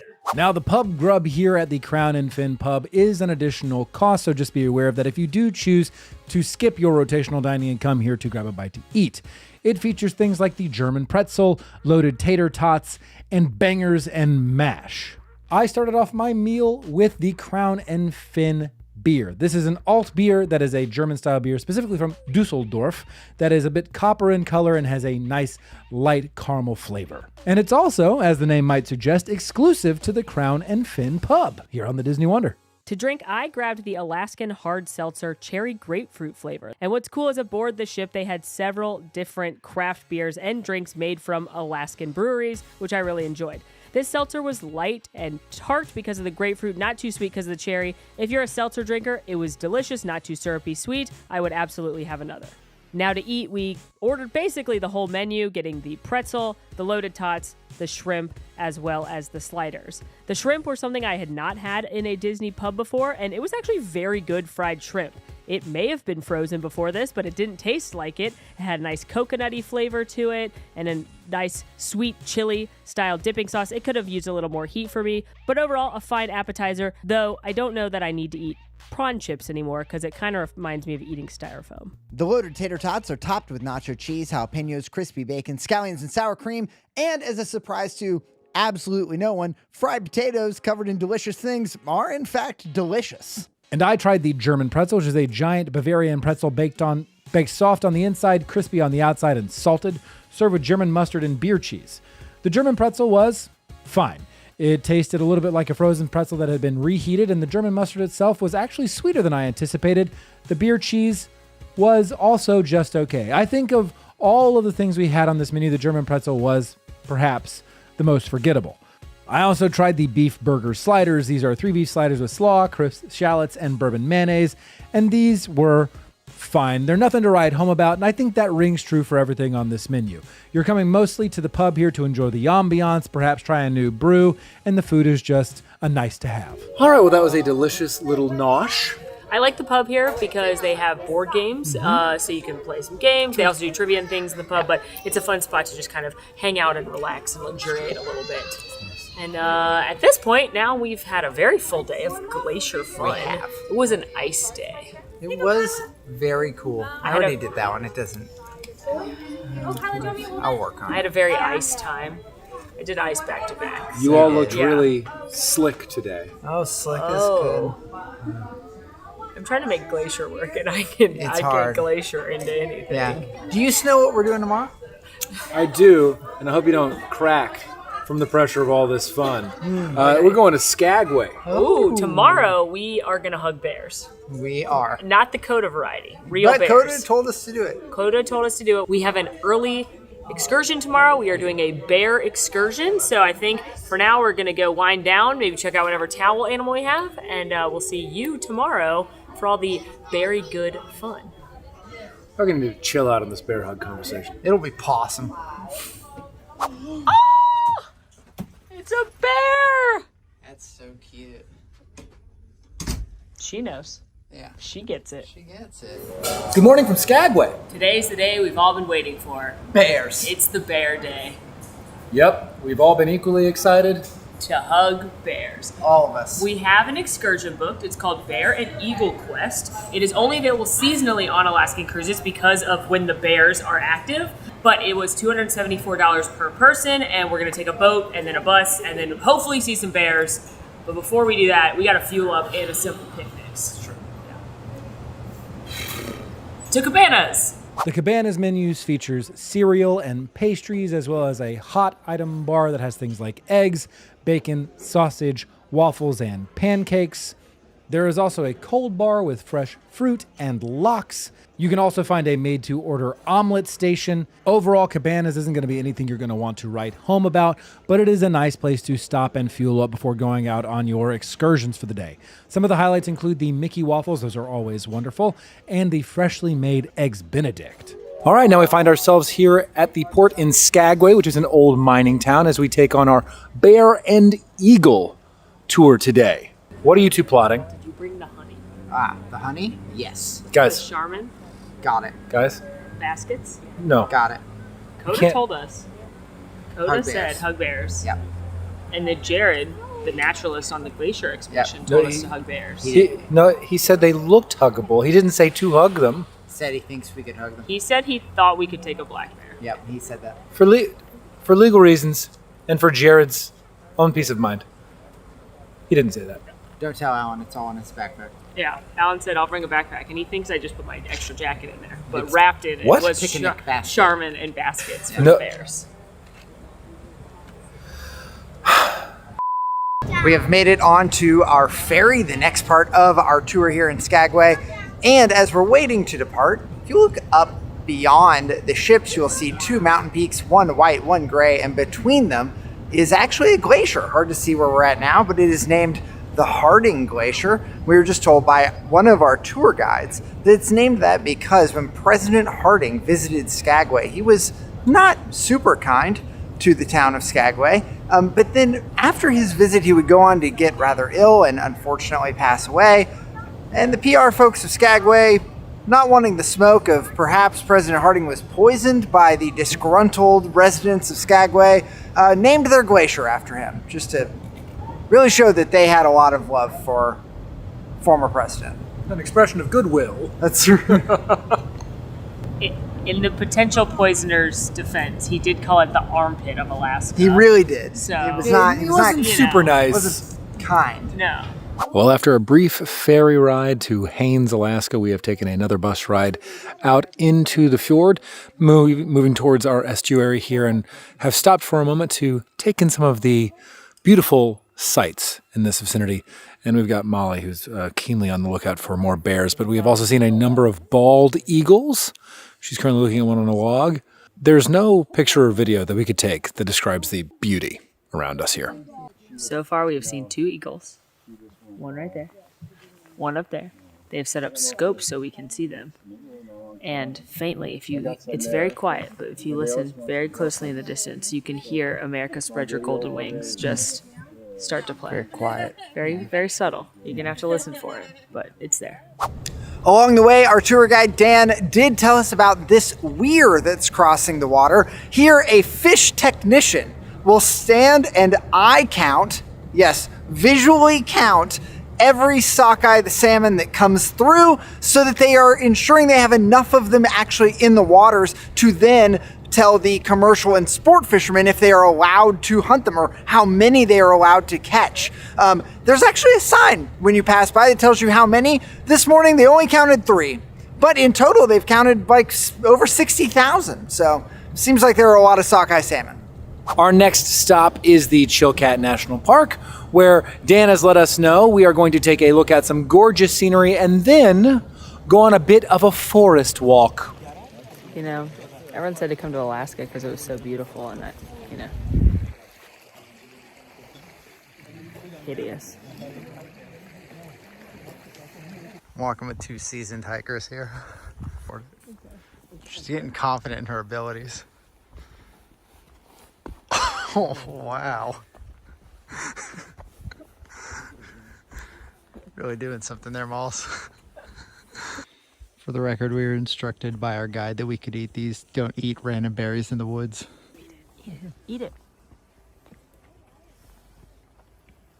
Is it good? Does it taste like a blueberry?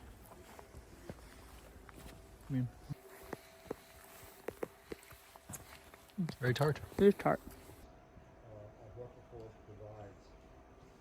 This isn't a managed forest. This is a forest where the old trees diverse of all of Alaska. You can imagine there's a lot of wild in Alaska. You gonna do a little scratch? A little scratchy. Does it feel like? Oh, that feels good.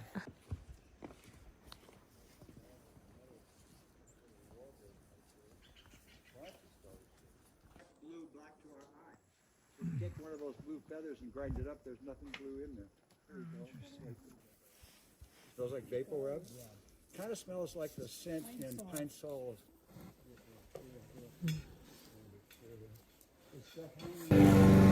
We hiked. Now, we just finished our forest walk. 0 bears spotted, but we did see a bear den where they would nap. Day beds. And so many day beds. A bear scratching post. Oh, I made good use of that scratching post. How did that feel? You know what? It was nice. Bears are onto something, Baloo huh? was onto something. He was onto something. Now I need that prickly pear with the claw. We also got to sample some wild blueberries that were a little bit more tart than one might expect out of a blueberry, but very tasty. And we learned that this land that we are walking through is the most biodiverse in the area. In all of Alaska. In all of Alaska. Wild, pun intended, because Alaska has got some wildlife. It does. To the end of the gate of the weir. Here.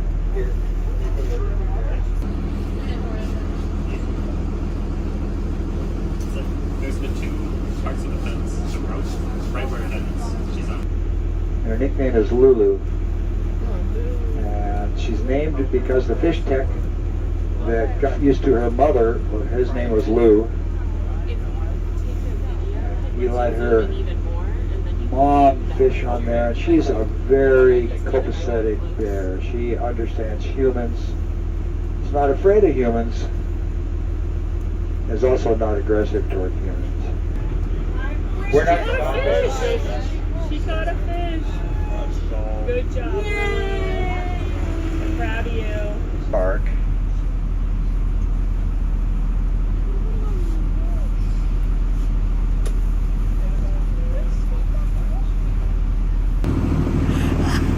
She's right there. Oh my gosh. Hi, Lulu. Nice. Oh my god. Oh my god. Okay, they didn't say how they are.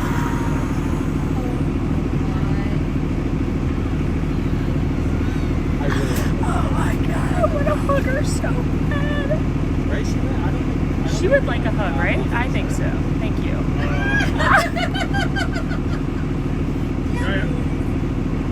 I'm obsessed with her. And now our day has been complete. Dan just told us that today is the first time of the season that they've put bear on this excursion, because normally it's just a nature quest, but only sometimes throughout the season do you potentially see bears. And we are so lucky that we saw Lulu, this big, huge, gorgeous brown bear, just vibing. She was just sitting on the far end of the weir. And then as we moved closer, she moved closer to us, almost as if she wanted a big hug and she wanted to come say hello. She knew we were waiting for her. Dan joked that she was on the payroll, but what a perfect way to close out this beautiful nature-themed day.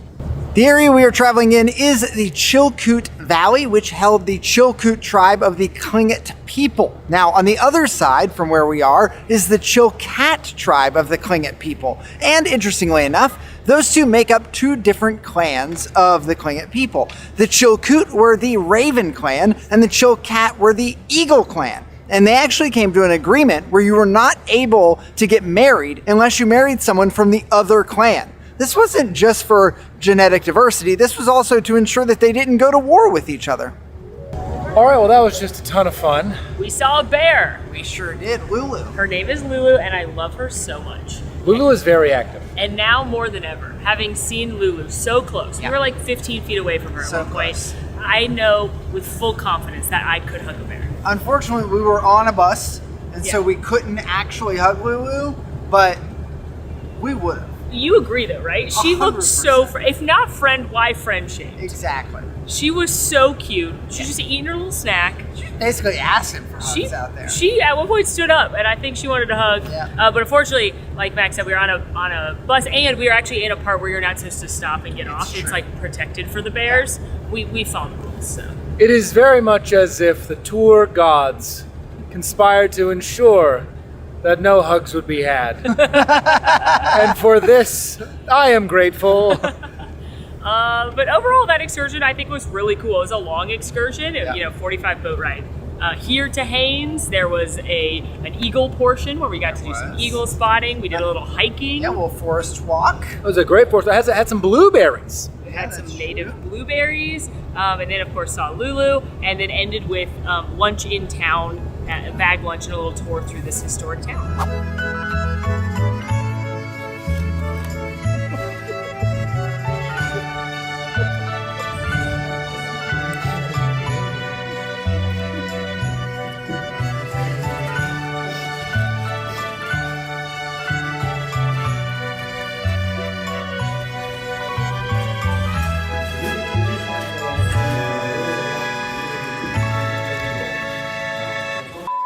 I don't know if we got a video of him, but we met a dog. Yeah, we did meet a dog. It was great. a nice dog. Yeah, very nice dog. Cute dog. Yeah, so. And now we are on our way on our boat back to Skagway. So we will pick up when we arrive there. Would you guys do this excursion again? Yes. Oh, absolutely. I mean, listen, we had a very cool encounter with Lulu. Yeah. Your mileage may vary on what wild animals you see, but regardless of that, you know, just unbelievable nature, getting to take the little hike through and having a tour guide that was so knowledgeable. Shout out to Dan. Yeah. Knew all kinds of things about the plants, the animals, the history of the area, the indigenous peoples. Really so interesting. And Skagway is such a long port day, at least on this cruise, that we're still going to get to go enjoy a little bit of the town and have had this very cool nature experience. And by a little bit of the town, I think you mean a converted brothel. Oh, we're going to a brothel. After a short walk from the pier, we have made it into Skagway, which is a gold rush era mining town. That's when it was established, and a lot of the buildings are preserved from that time. It's not a very big town, but there are lots of cute little things to look at, and we have found a few things online that we want to check out, starting with a sweet treat. But don't worry, there will be brothels. Town is giving Frontierland like raised wooden sidewalks, but also a cool thing that we learned is that if you look up on the literal side of the mountain right there, there's an advertisement for Kerms's, which is a shop. It's got a big clock on it, and that's because when this was a mining town, they were using it as marketing for their general store, and that store is still open, and you could still go shopping, using a mountain as a billboard. Who knew? Up first, we are headed to the Klondike Doughboy, which is a bakery shop that is famous for their fry bread. And here it is, the fry bread that we have been told by multiple sources to go and pick up. This is fried dough that has been coated with cinnamon sugar and is apparently famous in these parts. It's as big as my face. So it's famous for being delicious. That's what we hear. That is what we hear, almost directly. Ooh, it's warm. Mm-hmm. Cheers. I mean, yeah, that is delicious. It's undeniably delicious. It's hard to beat fried dough and sugar. And cinnamon. Yep, that's what it is, and it's good. I'm not mad. Want to go to a brothel? So badly. Let's go. And our next stop is, I know what you've been waiting for, a brothel. The Red Onion Saloon, now operating as a saloon that you can go in and get bites, which I'm sure we will. Also, at one time operated as a brothel upstairs and now offers tours of the brothel, which we will be checking out. Hey there, just a quick content warning. We're about to head upstairs at the Red Onion Saloon and tour the historic brothel. And while nothing we share will be explicit, if you're not interested in hearing about that, you can jump to the timestamp on the screen. Red lanterns that would have hung outside the Red Onion Saloon all the way back in 1898, letting all of those dirty, thirsty miners know as a sort of beacon of hope that we serve a little bit more than just liquor upstairs. And as you can see, after over 125 years, this red lantern is somehow still turned on. That would have been filled with roughly 15,000 men, along with around 300 sex workers. Pharmacy, telegraph office, post office, train station. We were even an army barracks for the boys during World War II. Found ways to service men even after the gold rush days in this building. And folks, you will see a lot of artifacts from these other businesses in that second half of the glass case right over there. In 1978, after this building had fallen into disrepair for quite a few years, our current owner to this day, Madam Jan Rentmore, purchased it. She put all of her life savings into this building, actually lived up here in the brothel portion for a couple of years. Now that was when she realized just how haunted this building is, but we'll get into that in the next room, my dears. But she did a few renovations to the building, ended up pulling up all of the original floorboards, and what she found underneath those floorboards? Valuables that the girls had stored there for safekeeping all those years ago. And those valuables that were literally under our feet for about 80 years are right over here in this glass case. Now we will walk through the room in just a moment. You all get to take a closer look. But as you can see, we've got some fans, some lace. Right in the middle, we've got a bustle pad. That is what the girls would have put in the back underneath their skirts, making it look like they had some more junk in the trunk. The original Kardashian, we like to say. But towards the front of the case, you will see my personal favorite item that we found, an electric curling iron. Right over here at the front of this case. We did find this underneath the floorboards, and we had electricity starting in 1897, actually, here in Skagway. Now you'll notice at the end of that wire, it is not a wall plug-in like we're used to, it is a light bulb screw.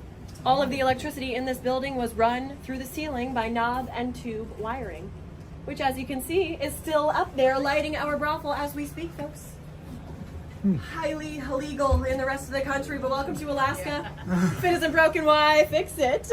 Now what this means is if a girl wanted to use this curling iron, what she would have to do is hop up on her bed, unscrew her one and only light bulb, screw in the end of the curling iron, wait for it to heat up, curl her hair in the dark, unscrew the curling iron, screw back in the light bulb. Ugh, a whole lot of screwing just to curl your hair, folks. A little too much for me. Now, the biggest artifact by far is, of course, the wallpaper. Not hard to tell, this wallpaper is completely original to this building. Has been on these walls since 1898. Would have been a room for her to live and work out of, a bouncer for her safety, and 3 meals a day.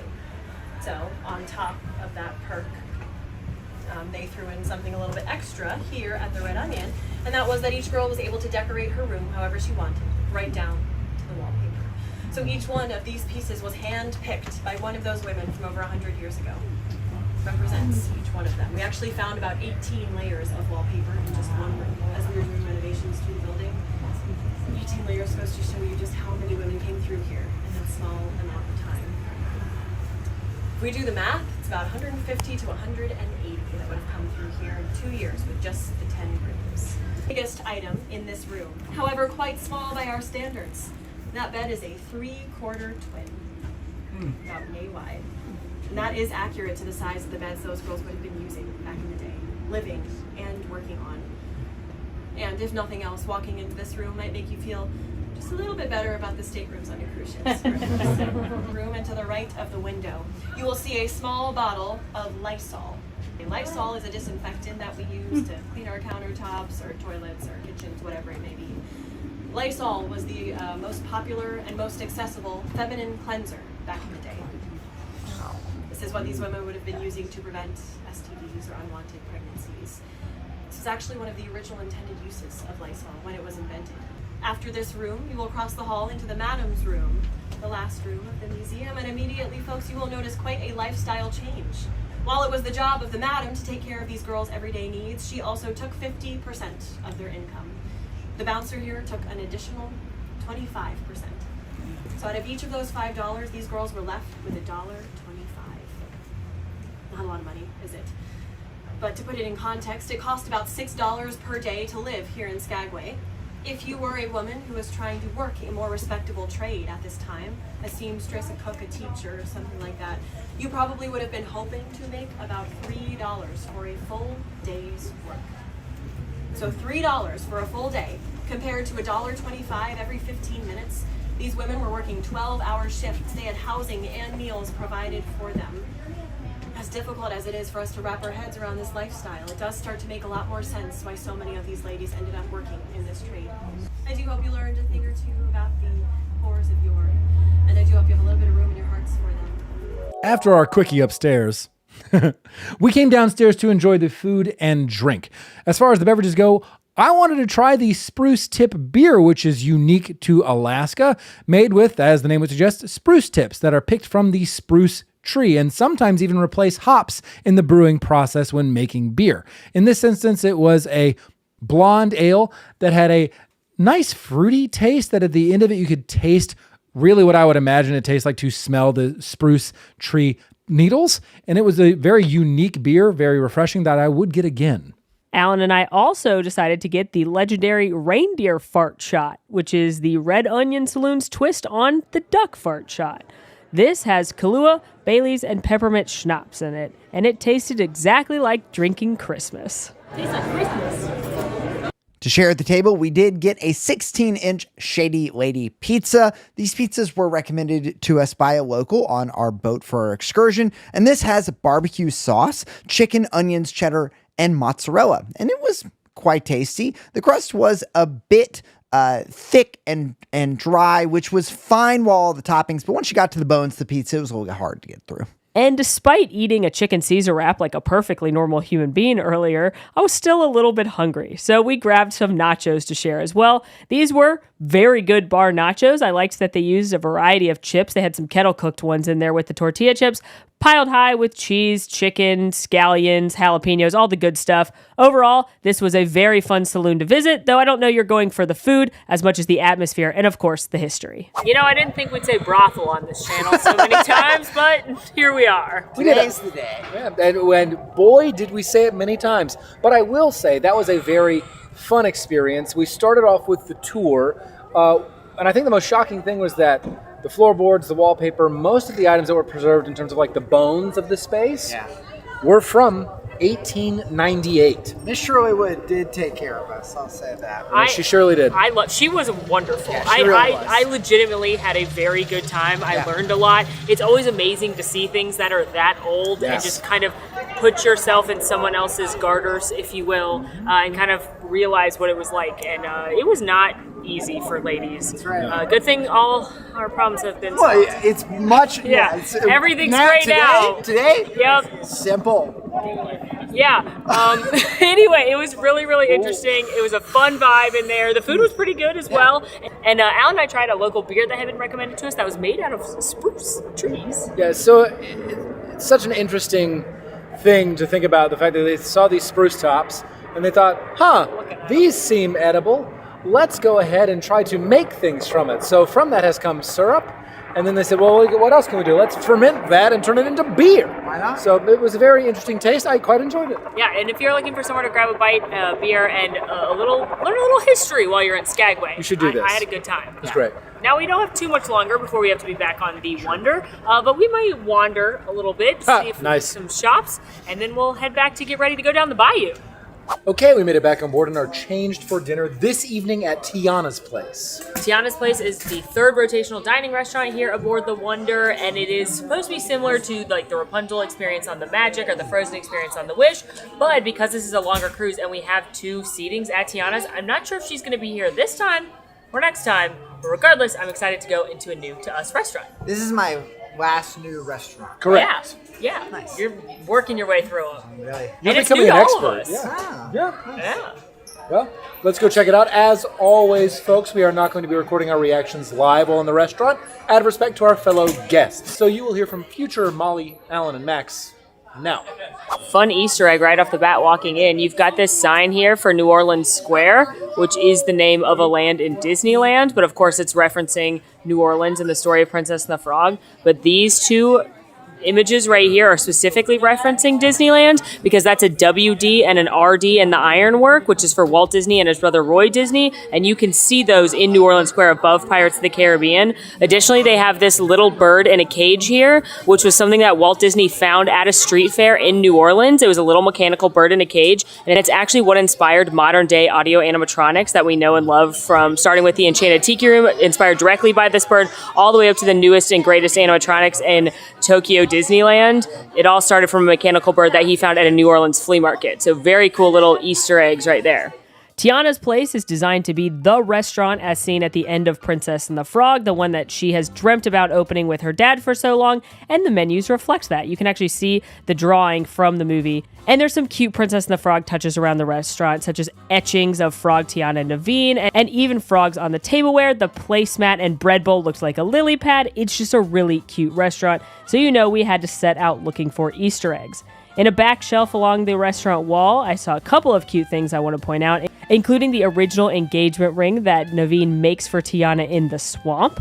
She also has a box of her recipe cards, including that famous gumbo. Speaking of the gumbo, that gumbo pot given to her by her dad's there, she must have backup copies at this point, because I've also seen one at her restaurant in Disneyland and the queue at Tiana's Bayou Adventure in Walt Disney World. She's got many fairy tales on the shelves, including The Frog Princess, which her mother Eudora reads to her and Charlotte at the beginning of the film. And then framed on the wall, you've got some important pictures, including a framed copy of the newspaper announcing Prince Naveen's arrival, framed portraits of Prince Naveen's parents, the original Tiana's Place flyer from her father, and speaking of dad, we got to see a family portrait, a framed picture of him in his military garb, some of his medals, and then we all know dad would have been proud, a framed photo of the newspaper announcing Tiana's restaurant's opening.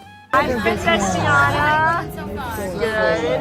Have you seen the car right on the menu? Yes. What's your favorite thing? Oh, gotta be the Louisiana hot crab dip tonight. I ordered that. Next couple nights, we'll see pepper pants to Dad for that. Okay. Get a portrait or anything? Yes, please. Tiana's Place is a little bit of dinner and a show. We had some lovely musical stylings from the Crawfish Crooners. Additionally, on the menu for the first night at Tiana's, they have things like the duck and pistachio terrine, a couple salads and soups.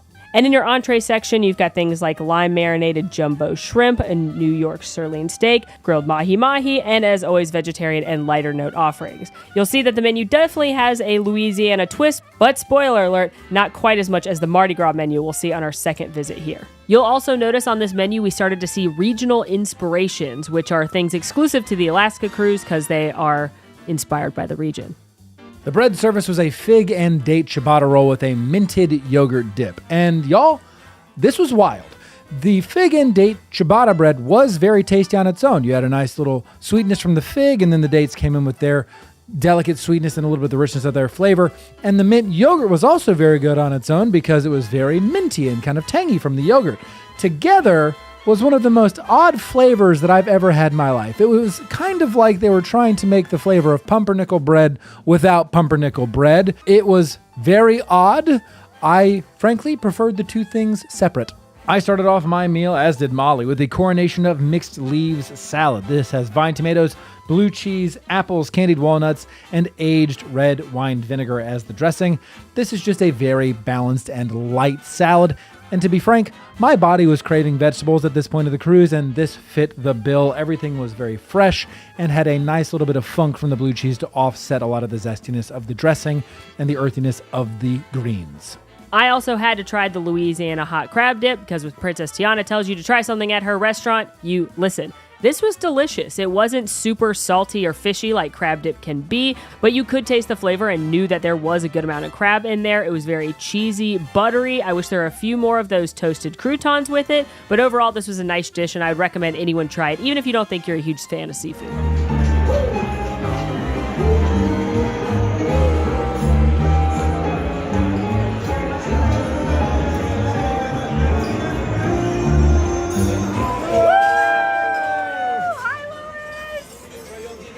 For my main, I had the New York sirloin steak. This came with truffle-layered potatoes, honey parsnips, and buttered spinach with a pepper sauce on the side. The steak was fine, but I'll tell you, the highlight here was the truffle-layered potatoes. They were delicious and made my meal.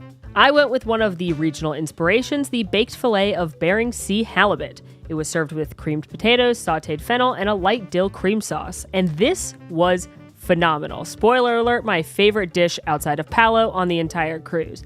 The fish was light, flaky, not a super fishy flavor, which I don't care for. And you got those creamy potatoes, and the dill cream sauce was perfect. Added a lot of that nice fresh dill flavor. It was light, it was bright. This was an amazing dish. I loved it.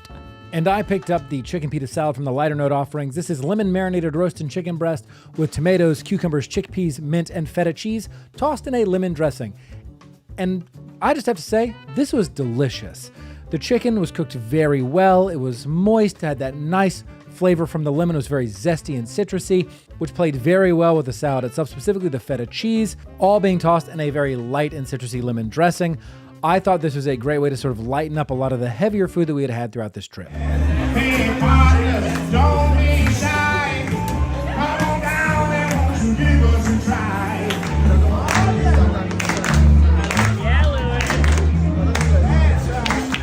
After finishing our entrees, we received our dessert menu featuring things such as Prince Naveen's flourless chocolate cake, Louisiana root beer cream, and the regional inspiration, a baked Alaska, which is in fact what I ordered.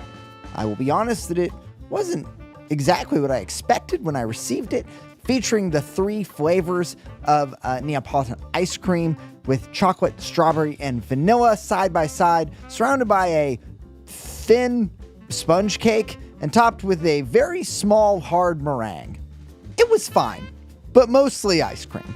I went for the Maldonia Berry Financier, which was an almond crumble cake with a berry compote, and I loved it. Simple deliciousness. I really liked the flavor of almond extract, which you could taste in the cake. It was a little dry if I had to give one critique, but I liked the fresh berry compote on top. A very nice and enjoyable dessert.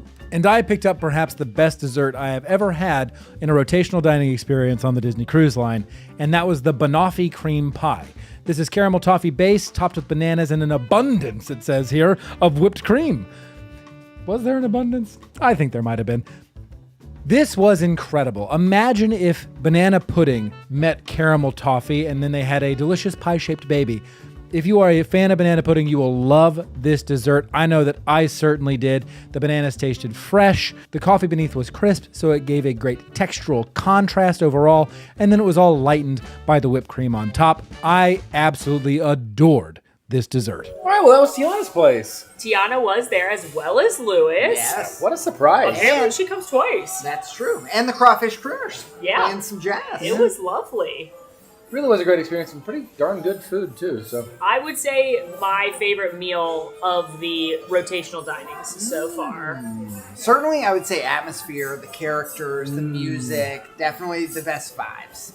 Fully agree. And to end the night, we're headed to Azure, which is one of the lounges in the adults only section because there's a magician. Ooh.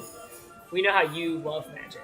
I do love magic, only if it is math-based, though. Yeah, so I'm hoping he has some math-based jokes. We're going to play a song. Whoever's the last one standing will get the points. Take your positions of the plank now. Get it started. Caitlin! Look that way. She understood the assignment.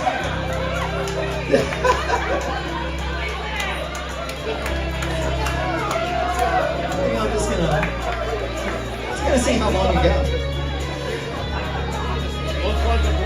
No, you're stuck in that position now. I'm so proud of you. Yes. I'll be moral support. Yeah. You're doing really well. You're this doing is great, a sweetie. great movie, Caitlin. This is what is this song from? Yeah, what's the song from there? Top Gun. Oh yeah, of course, it's Top Gun. Sure was Top Gun. Did anybody like Top Gun Maverick? Yeah. Caitlin's going to sleep. Wake up. You're on a game Can we show. just give it up right over here? Oh, what is the name of this TV show? People know it in the back. Go out and get the answer if you don't know it. If you don't know it, get the answer. Oh wait, you buzzed in. It is not Survivor. That is correct. Yay! That was it. Play it again. She's got it. Yes. Wait, you buzzed in. Hold on. You buzzed in.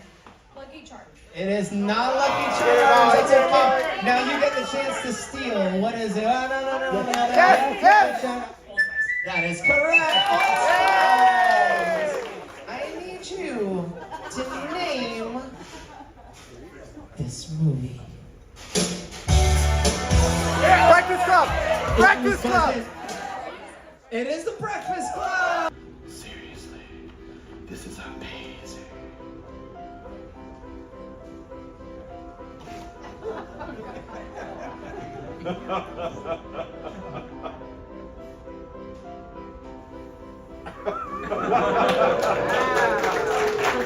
Need gigantic decks of cards. Someone should just be able to think of a card, and you should be able to tell them the card they were thinking of. In fact, if I could really do this, someone would just be able to think of a card, and then I should tell them the card they were thinking of before they ever thought of it. What was the card you mentioned before? 9 of clubs. 9 of clubs. Now, was that a free choice? Yes. Were you just thinking of that the whole time? Yes. You didn't tell me before the show or nothing like that? You didn't tell me the card before the show, did you? No. Okay. Hand me that paper ball. Because if this is the 9 of clubs, then those comment cards should be glowing. Really was a free choice, yes? Yes. I should not know this card, correct? You should not know. It is the 9 what? Clubs. 9 of clubs. 9 of clubs.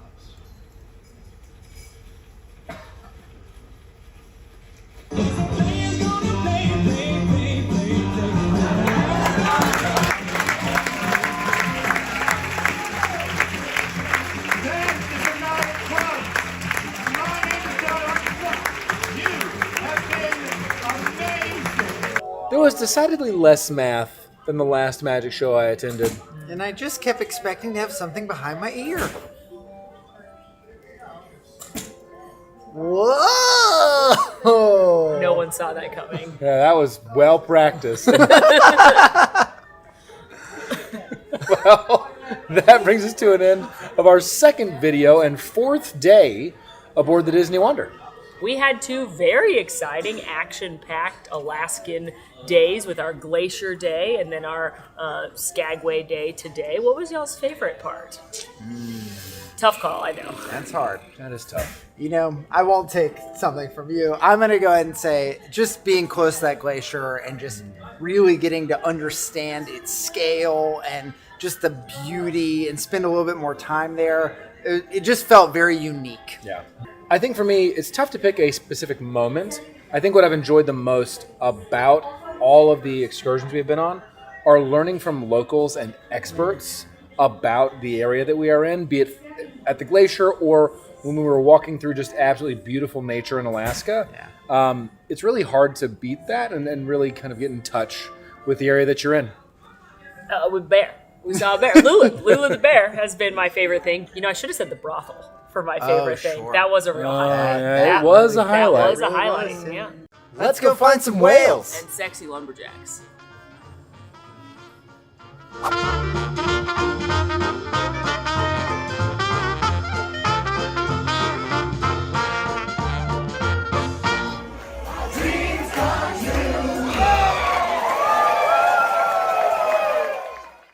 Hey there, MamFam. We are back for our final installment of our 7-day Alaska cruise on the Disney Wonder. Today we are in Alaska's capital, Juneau, and we're going to be going whale watching. And tomorrow we're going to Ketchikan to see if I could catch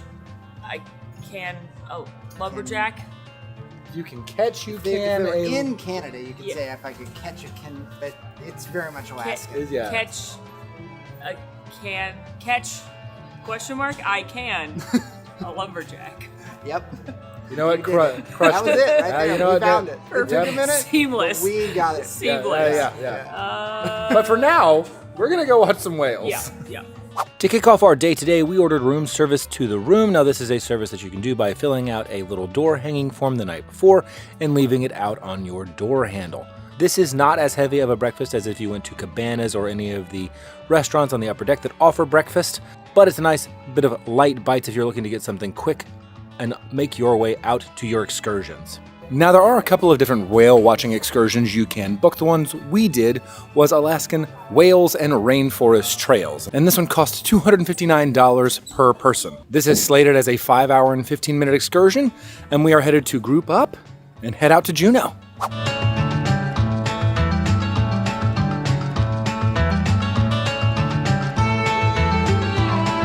Wow, she's... wow. One day on the trail and the girl is dancing through the woods. Mosquitoes, but we have no poison ivy, no snakes, no spiders that bite, no ticks. It's kind of crazy.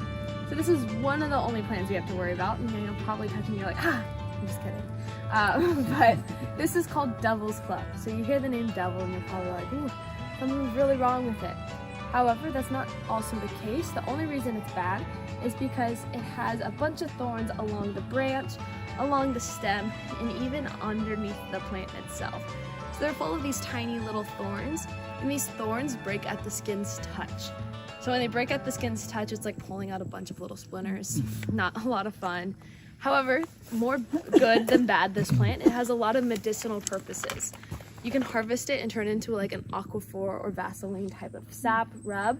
It's really good for arthritis, any cuts, things like that, scrapes. It's really good to put on that, and it's a natural healing method for that.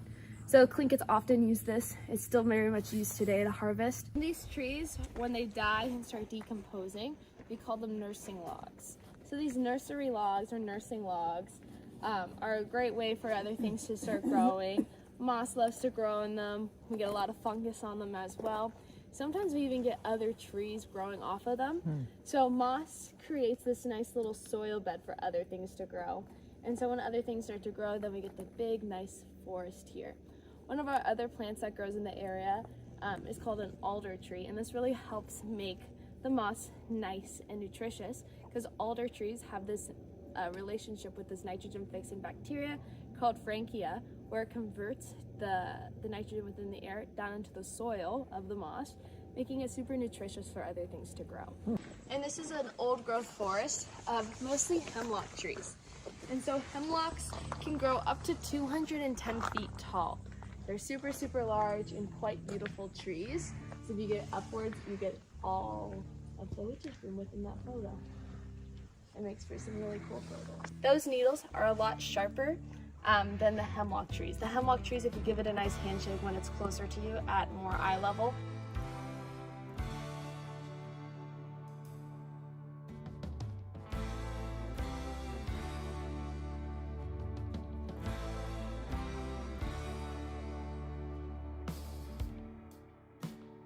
Look at this.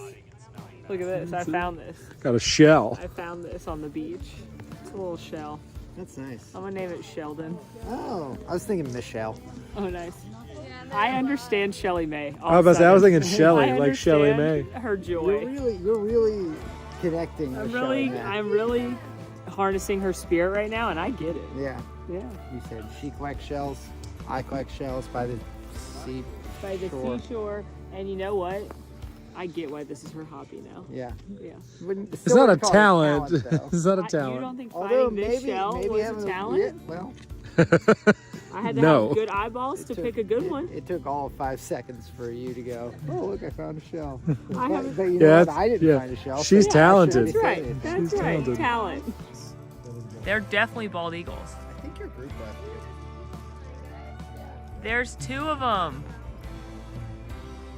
Whoa. That's crazy. There he is. He's just hanging out. He's vibing. America, such a golden wings, sail on freedom's wind. Rock right here. What'd you find? I like this rock right here. Why do you like that rock so much? It's really worn by the water. It's nice and smooth. Yes, nice and long, boy. That's a good rock. Yeah, I like this rock. I can hang out with my shell. Oh. Alan, you gotta find a treasure now. Find a nice treasure, Alan.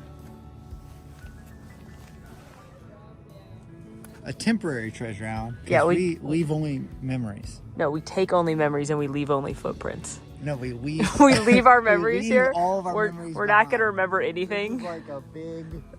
It's like an obliviate from Harry Potter. What's the thing called in Harry Potter? Obliviate. No, where you look at pensieve. A pensieve. This is the biggest pensive you've ever seen. Oh, sure, sure. Yeah. Just go dunk your head in there. Oh, yep. You'll get a bunch of memories. What about this piece of... Oh, Alan found some shale. Yeah, that's nice. I was fascinated by it earlier. It breaks so easily. It just falls apart. I could help me take out a clipper. I think you might need to save that. We saw some fungus in the forest. Everyone put your treasure in. Bam. Our sea treasures. Okay, now everyone put their treasure back. Back. That's where that one goes. You're gonna throw yours? No, why not? You should try and get it in the water. Okay, I'll try and get it. Stop. Oh, it skipped. Ooh, can we skip rocks? Goodbye, little shell. I'm gonna put you in the water, but I gotta get closer.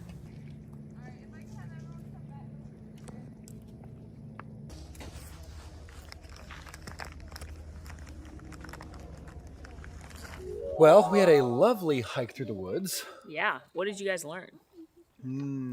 I learned about the bear's bread fungus. Well, very hard fungus, almost like Very the hard, exterior rock of hard.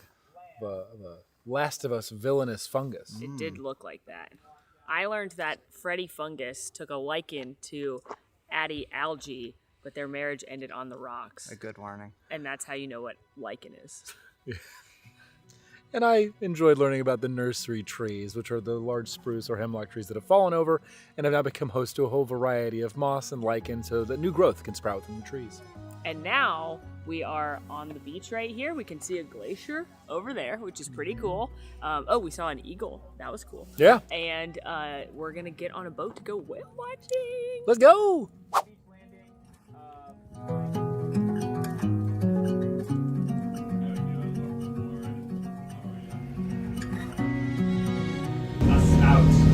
These spouts are a mixture of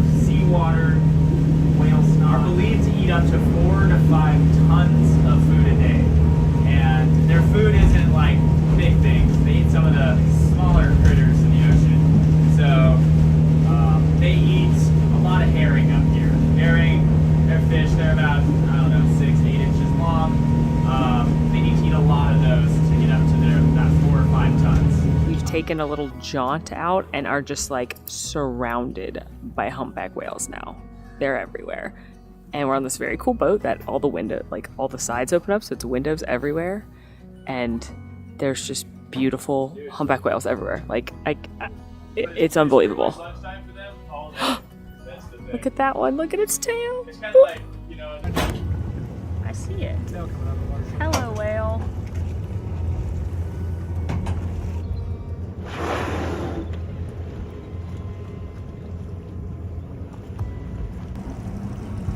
Oh my god.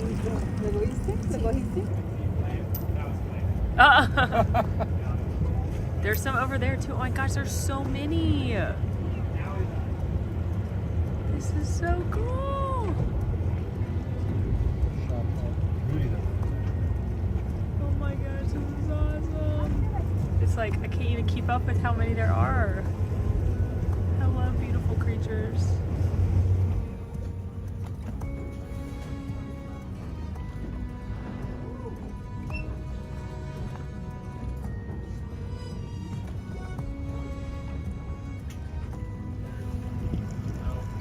That's caused as the tail comes up towards the surface of the water. It displaces water. It's called a footprint. It's basically just like the same mechanics of them welling in a river. All right, you're gonna dive down. Fine. Yeah. There you go.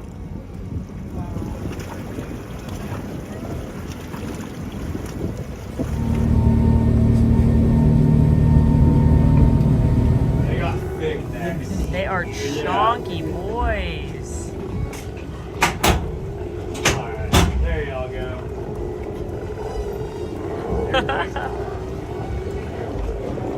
Oh my gosh. There's one swimming over here.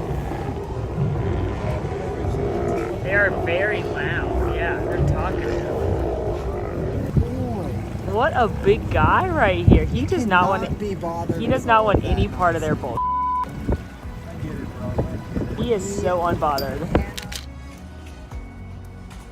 Whale, whale, whale. Wow. That was a fantastic time. I want you to know that Molly, before I even turned on this camera, looked at both Max and I and said, I'm going to start this one off. And aren't you glad I did? She was ready. Yeah, wow. Truly ready. I had a tale to tell. Well, that was awesome. It was we incredible. Saw so many whales. I think based our naturalists guesstimated that we were seeing between 12 and 15 whales. Yeah. We went to a very active feeding area, got to see quite a few of them. We heard a lot of different names thrown around, but I think the most famous one was Flame, and that is a photo that we have taken with a replica of Flame's tail to scale. She's a whale that comes humpback here a lot. Oh, God. Humpback here? Like she comes back here. No, I She's know a what you humpback meant. whale. Humpback here. She humped back here. We also saw some very silly guys. We did. Some very Sea lions. aggressive. Loud. They were starting some stuff with each other. They But- were loud boys, Yeah. but But there was one. was the regal man King. all in the end. Yeah, they took King us to energy. this one island that had a lot of sea lions, and then there was just one off to the side not dealing with the nonsense. Had no time for all that. It was very, very cool. Was hoping to see an orca, but you only get a 10% shot of an orca. But we got so many humpback whales. It was very, very cool. Yeah. Juneau is kind of known for whale watching, and I would highly recommend it. Absolutely. Yeah, and this combined with that forest walk, seeing those eagles and all of the natural forestry of that temperate rainforest, awesome. Yeah, and once again, the guides have been fantastic. They really have. Now we're headed back to downtown Juneau, where I think we're going to grab a little bite. Our first stop on our exploration through Juneau, or at least downtown Juneau, is Deckhand Dave's for some wild Alaskan fish tacos, or really any seafood. We were told that there is very, very good seafood to pick up here, and perhaps a local brew. Now this is just stop one on our eating adventure, so Alan and I are splitting the taco trio, so you get one of each of their fish tacos. Salmon, the fried salmon there, the blackened rockfish, and the beer battered halibut, just for the halibut. Max just made that joke, I just took it. I want to give credit where credit is due. I also picked up 2 hot sauces that we have seen throughout our travels in Alaska. The Barnacle Foods hot sauce made with kelp. Also, they have tartar sauce for fish and chips, and it's house made, so I got some for the tacos. And now I shall squeeze a lime very messily if I can ever get a grip on it. Oh wow, I've made a mess. On all of these tacos. Which one are you gonna get? I'm gonna start with the halibut. I will start with the blackened rockfish. Cheers. Oh God. Wow. Yeah, that's fresh. Without a question, the best fish taco I've ever had. Oh my God. The Holy cow. batter is so light. Oh my God. It's just crispy, and you've got this nice light fish. Crispity slaw. It is, oh my God, it's so flaky. It's falling apart in my hands. The rockfish Wow. itself is blackened.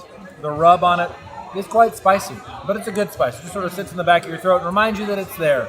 But incredibly, like, super fresh. There's no fishy flavor to this like people would expect. Like, oh, I don't like fish because it tastes fishy. That is crazy. Not in the slightest. It just tastes very light, flaky, and buttery. This tartar sauce is nuts too. That's the best tartar sauce I've ever had. It's chonky. It's very dilly. Wow. Salmon, a little bit darker, meatier, but still somehow buttery. And everything goes so well, counteracted with the slaw and the aioli on top. We heard from multiple people, including our just tour guide just now, that Deckhand Dave's is the place to go if you want fish and chips or tacos, and he was not wrong. Highly recommend. Our next stop was recommended to us by our wonderful tour guide Chase, who said if you want to sit outside on this beautiful day, go to Grizz Bar, which has a little walk-up bar you can see Alan at with local beers on tap, as well as a little food truck right here, which Max is grabbing some stuff at. And it truly is a beautiful, beautiful day, which I'm led to understand isn't super common here in Juneau. Apparently it's like rainy and overcast like 270 plus days of the year. So the fact that it's like sunny and 60 is phenomenal. Food and beverages have been acquired. I have the Grizz Bear Lager, which is made by Denali Brewing Company and branded specially for this bar. And I have the Denali Brown Ale, which is a brown ale made here in Alaska. And I have the Moose's Tooth, which is from Broken Tooth Brewing, and it's a root beer. Cheers. Cheers. Cheers. Oh, that is lovely. That is just, I've said it before, I'll say it again, that's what my grandpa would call a beer that tastes like a beer. Light, crisp, perfect on this warm, nice day. This brown ale is incredibly light, but it's also like deeply caramelly and nutty. I just love when I look at this, you see how slow the bubbles come up. It's a thicker beer, but it doesn't taste thick. I could throw back a few of these. Very good root beer. It's a little bit on the sweeter side, but I don't mind that. So, very enjoyable. What you got to eat there, Max? Oh, wow. So glad you asked. This is a caribou dog. So you're going to be eating this, I'm sure. This is a 50-50 mixture of caribou meat and pork. Oh. So we got this right here at the Grizz Bear, and I'm going to be trying that out. We also got this. It looks incredible. Now, full disclosure, they had cheese curds on the menu. Yeah. When I asked to acquire said cheese curds, they said they were out of cheese curds. They could still give me the loaded tots, but the loaded tots had cheese curds in them. Wow. So what would we do? Well, they have replaced the cheese curds with mozzarella sticks. I'm also noticing that some of the tots appear to be the sweet. That's true. They're sweet potato tots. Classic tot, sweet tater tot, and cheese curd all in one delicious fried medley here. Let's hit this caribou dog. Yeah. You had caribou before? No, I'm not. I've had venison. I don't think I've had caribou yet. Enjoy. Cheers. Okay, cheers. It's a good tot. The mozzarella's thick. It's a great sausage. It has that sausage snap to it, a little bit of spice in there, but it definitely has a unique flavor from your normal pork sausage. So you can definitely tell that there's something else in there, but that's delightful. This tastes like a basket of fried stuff, but it's delicious. Big fan. Made it back to the Wonder. We've got a couple hours till it's all aboard, but we're gonna get a little ice cream treat. Maybe luxuriate in the rainforest room a little bit before a big evening of entertainment. I just want to highlight that our tour picked us up directly from here earlier, but if you are not doing a tour or you're coming back from a tour later, there's this little shuttle bus right here that comes right from downtown to the Disney Wonder. Otherwise, it's like a 30-minute walk from the main shopping and dining area downtown Juneau.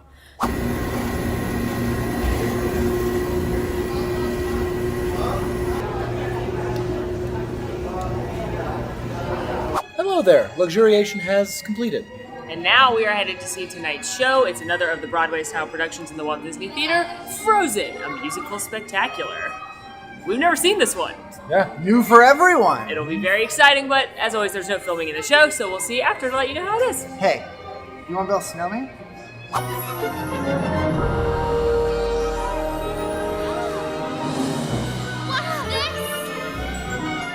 What are we gonna do?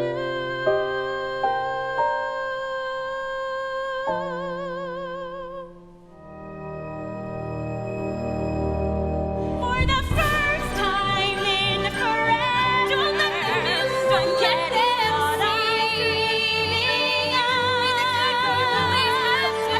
Shut the world out. What are you so afraid of? I said enough! Here I stand in the light of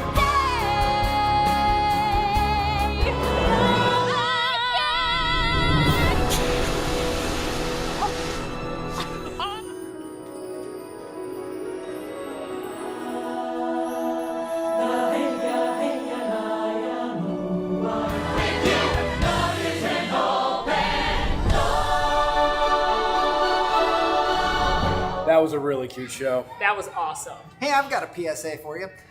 Try to make it Wait, to wait. your... Let me help you out. Don't be a jerk on the ship, PSA. Ooh, yes. Good Thank segment. you. Yeah, you're welcome. I needed that graphic. Do your best to make it to the show on time, and then while you're in the show, it's only about 65 minutes long. Try to sit in your seat. I understand things happen. It's fine if the rare exception occurs and you need to get up and get out of your seat for a minute. But when half of the theater decided they needed to go up and down the aisle multiple times while I was trying to watch the Frozen show, I almost tripped people. It was a lot. It was more so than I've ever many seen. people. And they tell you, to arrive on time. You can't save seats. So try do your best. And I know that I may sound like I'm just complaining because they blocked multiple minutes of banger show songs, but let me also say I almost saw the Duke of Wesselton get taken out because there are literally performers that used the aisle in the middle of the show, and a guy just stepped in front of him while he was coming down the steps. I don't like the Duke either, but don't try and take him out. Seriously. It's not our job to enact physical violence upon the Duke of Weaseltown. Regardless, that show was awesome. So cute. It was very, very cute. Like I said, that is one that we've never seen because that's only on this ship, and I think the Fantasy. And normally I don't love the single movie shows as much as the montage productions, but that one was great. I think of the single movie productions that I have seen aboard the ships, this is my favorite. So very, very well done. I think the puppetry was incredible. Yeah, I particularly really it was cute. so high quality, so well done. I particularly enjoyed Olaf. I think that was very clever the way he was done. And Spin. Spin, so cute. And the vocal talent was great. It was just, it was a really enjoyable show. They cut things out where it needed to be out. It moved quickly. So don't skip Frozen if you have it aboard a Disney Cruise.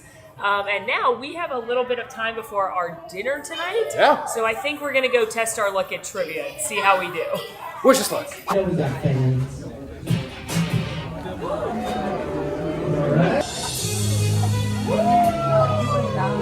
Got you.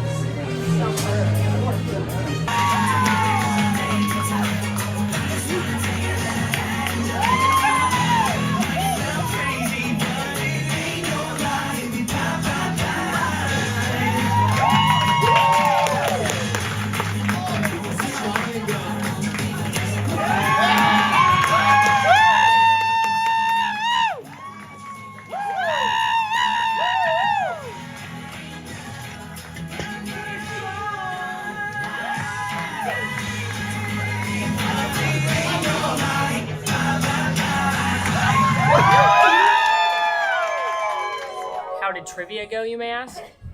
This is how it went. And no, it wasn't Disney trivia. It was 2000s music trivia. Congratulations. Oh, thank you. Thank you. See, we're getting recognized already. This is amazing. This is amazing. I feel so proud. Yeah. I feel so accomplished. Yeah. I'm going to wear this for the rest of the night. We listened to 4 beats of music and named this song and the artist 20 times. And then had a dance off for the championship. We sure did. Yeah, one you of us sure did. represented. Yeah, Truly. and honestly, you crushed. All that Darren's dance grooves from Yeah. my youth really paid off. We really picked a song for you. Yeah, I feel it was like. great. Yeah. It was great. But now we're headed down the bayou. We are. Again, second night in a row.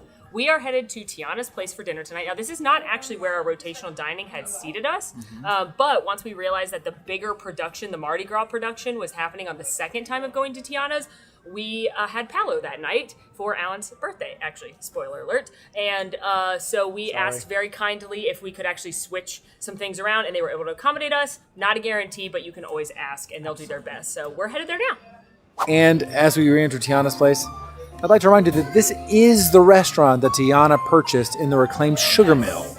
Now for our second night at Tiana's place, it was Mardi Gras. So they had features coming from the deep south of Louisiana. For your appetizers, you had things like the boudin sausage fritters and the ahi tuna tartare. You had a variety of soups and salads, including a New Orleans seafood pepper pot and Mama Odie's creamy tomato soup.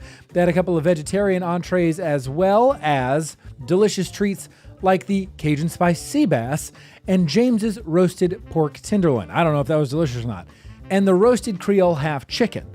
In addition to the vegetarian offerings, they also had lighter note offerings as well. Tiana. Good. Everything look good on the menu. What should we get? Oh, definitely the seafood pepper pot is one of my favorites. Okay. It's kind of like my daddy's gumbo, okay? And of course, some of those beignets, right? Yes, we had some beignets. Yes. That means we're going to eat lots of food then tonight, right? Yes. No such thing as too much food at my place, huh? We love to hear that. The bread offered at Tiana's on this second night was an herbed brioche with a roasted onion dip. This had to have been the best bread service we had during rotational dining. The brioche was light and fluffy, airy in the center, and the roasted onion dip had that deep onion flavor that complemented the light bread beautifully. Now, Molly and I, following a trend from this cruise, both started out with the same series of appetizers, which was the sauteed Gulf shrimp and grits, as well as the iceberg wedge. The Gulf shrimp and grits were served with andouille sausage, green grilled onions, and a smoked barbecue sauce. I really enjoyed the shrimp here. They were cooked very well and tasted very fresh. The grits were fine. They were not the type of stone mill grits that I am used to, which are a little bit larger in terms of their grain size, but they were still tasty and pretty cheesy and buttery. But the highlight here were the shrimp. The iceberg wedge was topped with pepper jack cheese, bacon, tomato, basil, and a creamy Thousand Island dressing, and this was delightful. It was a unique twist on a wedge salad that I had not had before, and I really liked the combination of ingredients, big chunks of that pepper jack cheese. I'm honestly going to probably try and remake this at home, and it won't be as good, but I'll at least know that I got the inspiration from Tiana. Who is this you going to make it at home? I could make a salad, Alan. And to start, I had the boudin sausage fritters. These are minced pork and boudin sausage, breaded and fried, served with a bourbon aioli. And these were delightful. The breading was nice and light, letting the pork and sausage come through strong. And that aioli gave it a perfect contrast of flavors. A lovely start to my meal. Charlotte LeBouf, if you're listening, you should be embarrassed by this bucatini pasta dish that you have on this menu.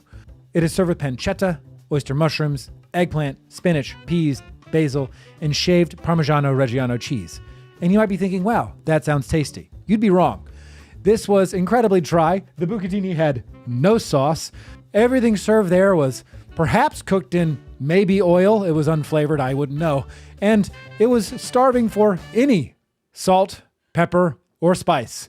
It is, without a doubt, the single worst thing that I've put in my mouth on a Disney cruise. And I was offended. And if you're from New Orleans, you should be too. Yeah, big bummer for Alan with the pasta. I was enjoying the Cajun spice sea bass. It was served with shrimp jambalaya and a crisp fennel salad with a remoulade. Again, delicious. This cruise has turned me into a seafood girly. The fish was light, fresh, and the jambalaya actually had a little bit of spice. Some sausage pieces in there, a little bit of a kick, so be warned if you're not a spice person. I also liked the contrast of the crisp fennel. Overall, a delicious dish, highly recommended by our server, and I'm glad I took him up on that recommendation, and yes, I shared with Alan. And I had the roasted Creole half chicken. This comes with toasted corn, a pecan bread pudding, butter chard, and chicken jus, and it was quite tasty. Chicken was nice and moist. It had the leg as well as some breast, and actually I want to shout out the pecan bread pudding. While the chicken was delightful, this little side dish was also very tasty, and I enjoyed it, unlike Alan's pasta.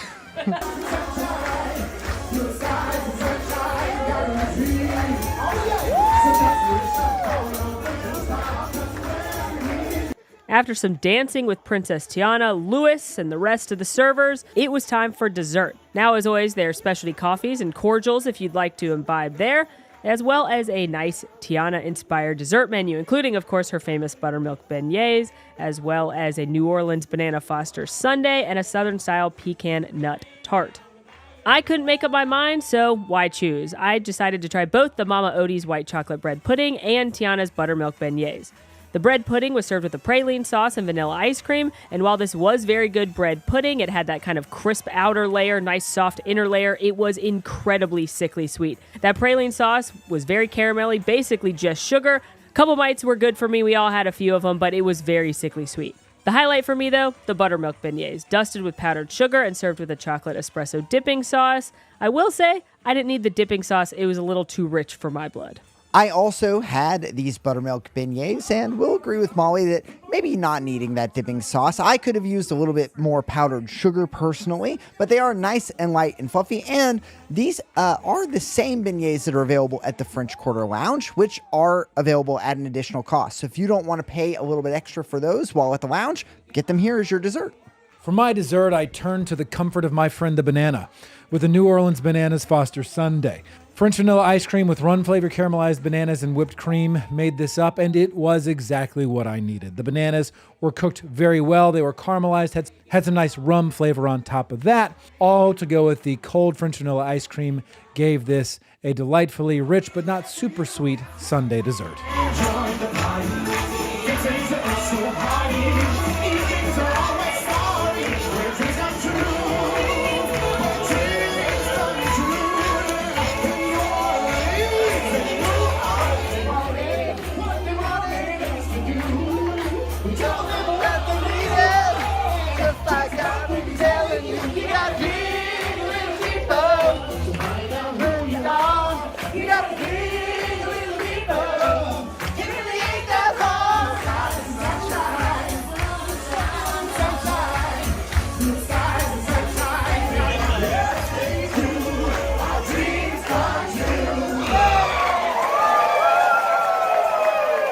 Well, that was a really fun celebration. I'm glad we did that. Vibes are high. I had a Marty great time.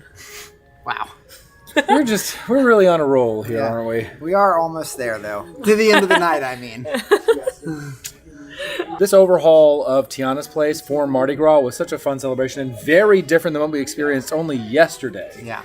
Loved it. Having done both the Frozen experience on the Disney Wish as well as the Tangled experience on the Disney Magic, this is the best version of that, in my opinion.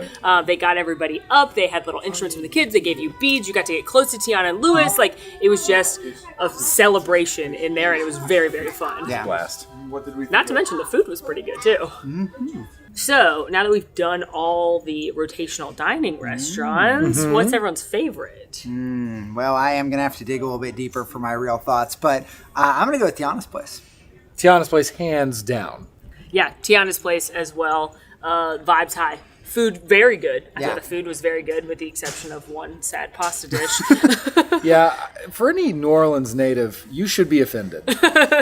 But my food was very good. Yeah, mine as well. Beignets were good, so definitely don't skip Mardi Gras night at Tiana's whenever you're on board. Well, earlier we saw puppets of Elsa and Anna. We did. What if now we see equally high-quality puppets? Apparently there's a ventriloquist on board. I'm sure it'll be the same.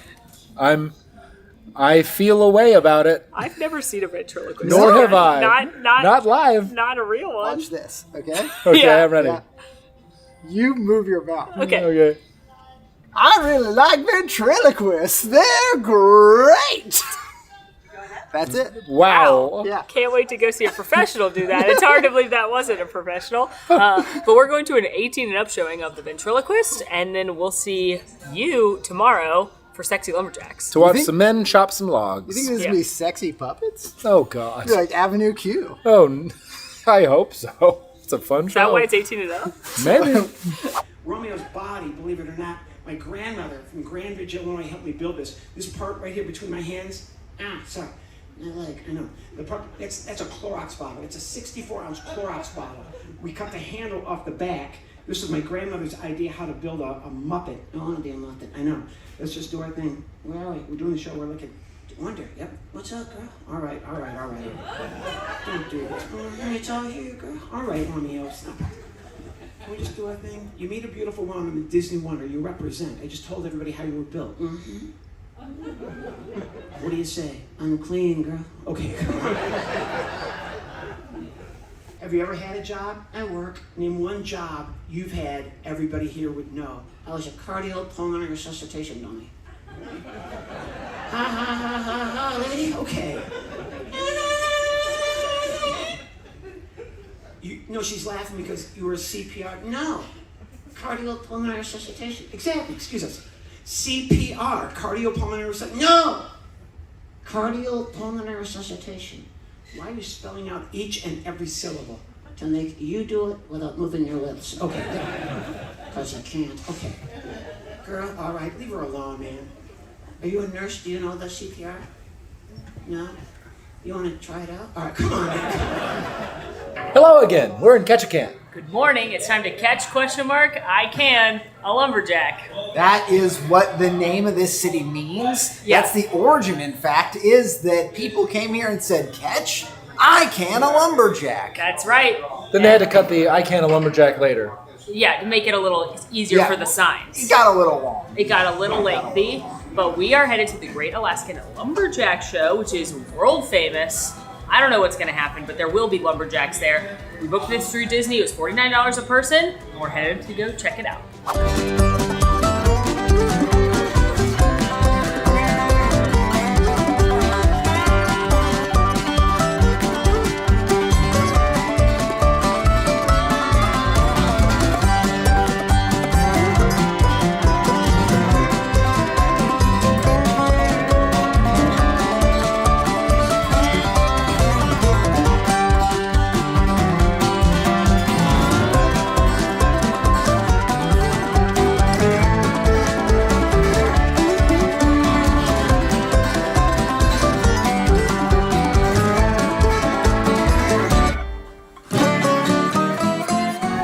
Yo-ho!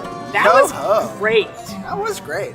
It's about an hour-long show. They asked you not to video in it, so that's why you have pictures and video from the internet. But it was awesome. It really was a great time. I enjoyed the competition aspect. I really enjoyed that we got divided into one side being US, the other Canada, as we got to see a variety of really fun events and a little bit of history thrown in between. It felt a little like, it's got that audience cheering of medieval times. Yeah. But instead of jousting and fighting with swords, you have climbing logs and chopping them in half. So on a scale of medieval times to Hatfield and McCoy, where does this rate? Is medieval times the pinnacle? Medieval times is current state. Better than better. Oh, where does it rank in? And then Hatfield and McCoy is just the lowest of the low. Yeah, absolutely. Well, this isn't dinner theater. Yeah. So we should call that out. This is just a show. They have a concessions. You can buy a hot dog if you want to. We didn't. We did not do that. I did win a card that was signed by the You did. The audience interaction was very high. That's like getting the rose from the night. Yeah. It is. Yeah. Yeah. I think I like it more than medieval times because it's short. It's like an hour long. Okay. It's the events move quick. It's funny. Like there was some good bits. Yeah. I think it's like a perfect little touristy, kitschy thing to do in the middle of your day. Yeah. So I liked it. I think this is great because if you're getting off at Ketchikan, you can see this. It feels like a fun little show to see, very unique to the area. And then you've got your whole day still in the port to go around and check out different restaurants and shops. I think it's worth it. Fully agree. I also love that they do spend some time, like I mentioned before, in between events, actually telling you what these lumberjacks would have done out in the field when they were actually chopping lumber back when this was a profession that was done. Timber harvesting. Yeah, back when timber harvesting was done in great volume here. And so 10 out of 10 recommend the Lumberjack Show. And now, speaking of some food, we're going to grab some local food. Actually, one of the places I had researched is right next door, the Alaska Fish House. How convenient. Now, it's no surprise if you're in Alaska, seafood is very, very prevalent, and it's said to be some of the best seafood you will ever have just because of the proximity to fresh fish. So we are eating at the Alaska Fish House right now, which is known for fish and chips, fish tacos. They also have a few non-fish things if you've got folks that don't want to eat fish. They've also got crab, but I'm just excited to eat hopefully some delicious fish and chips and enjoy this beautiful scenery behind us. And once again, Alaska is providing us with just truly horrendous views. horrible weather. It's like 65 and sunny with a beautiful mountainscape in the background. It's horrible. Everywhere we go, everyone tells us how lucky we are it's not raining. So we are truly blessed. Hashtag blessed. It's so hideous, the view everywhere here. It's really wanting a real like gray, rainy, true Alaskan experience. I'm kind of disappointed. It's just ugh, you know. Okay, while we wait for our food, I've picked up 2 of the local brews from Denali Brewing. On the right side here, it is the Twister Creek IPA, and on the left is the Golden Ale. Cheers.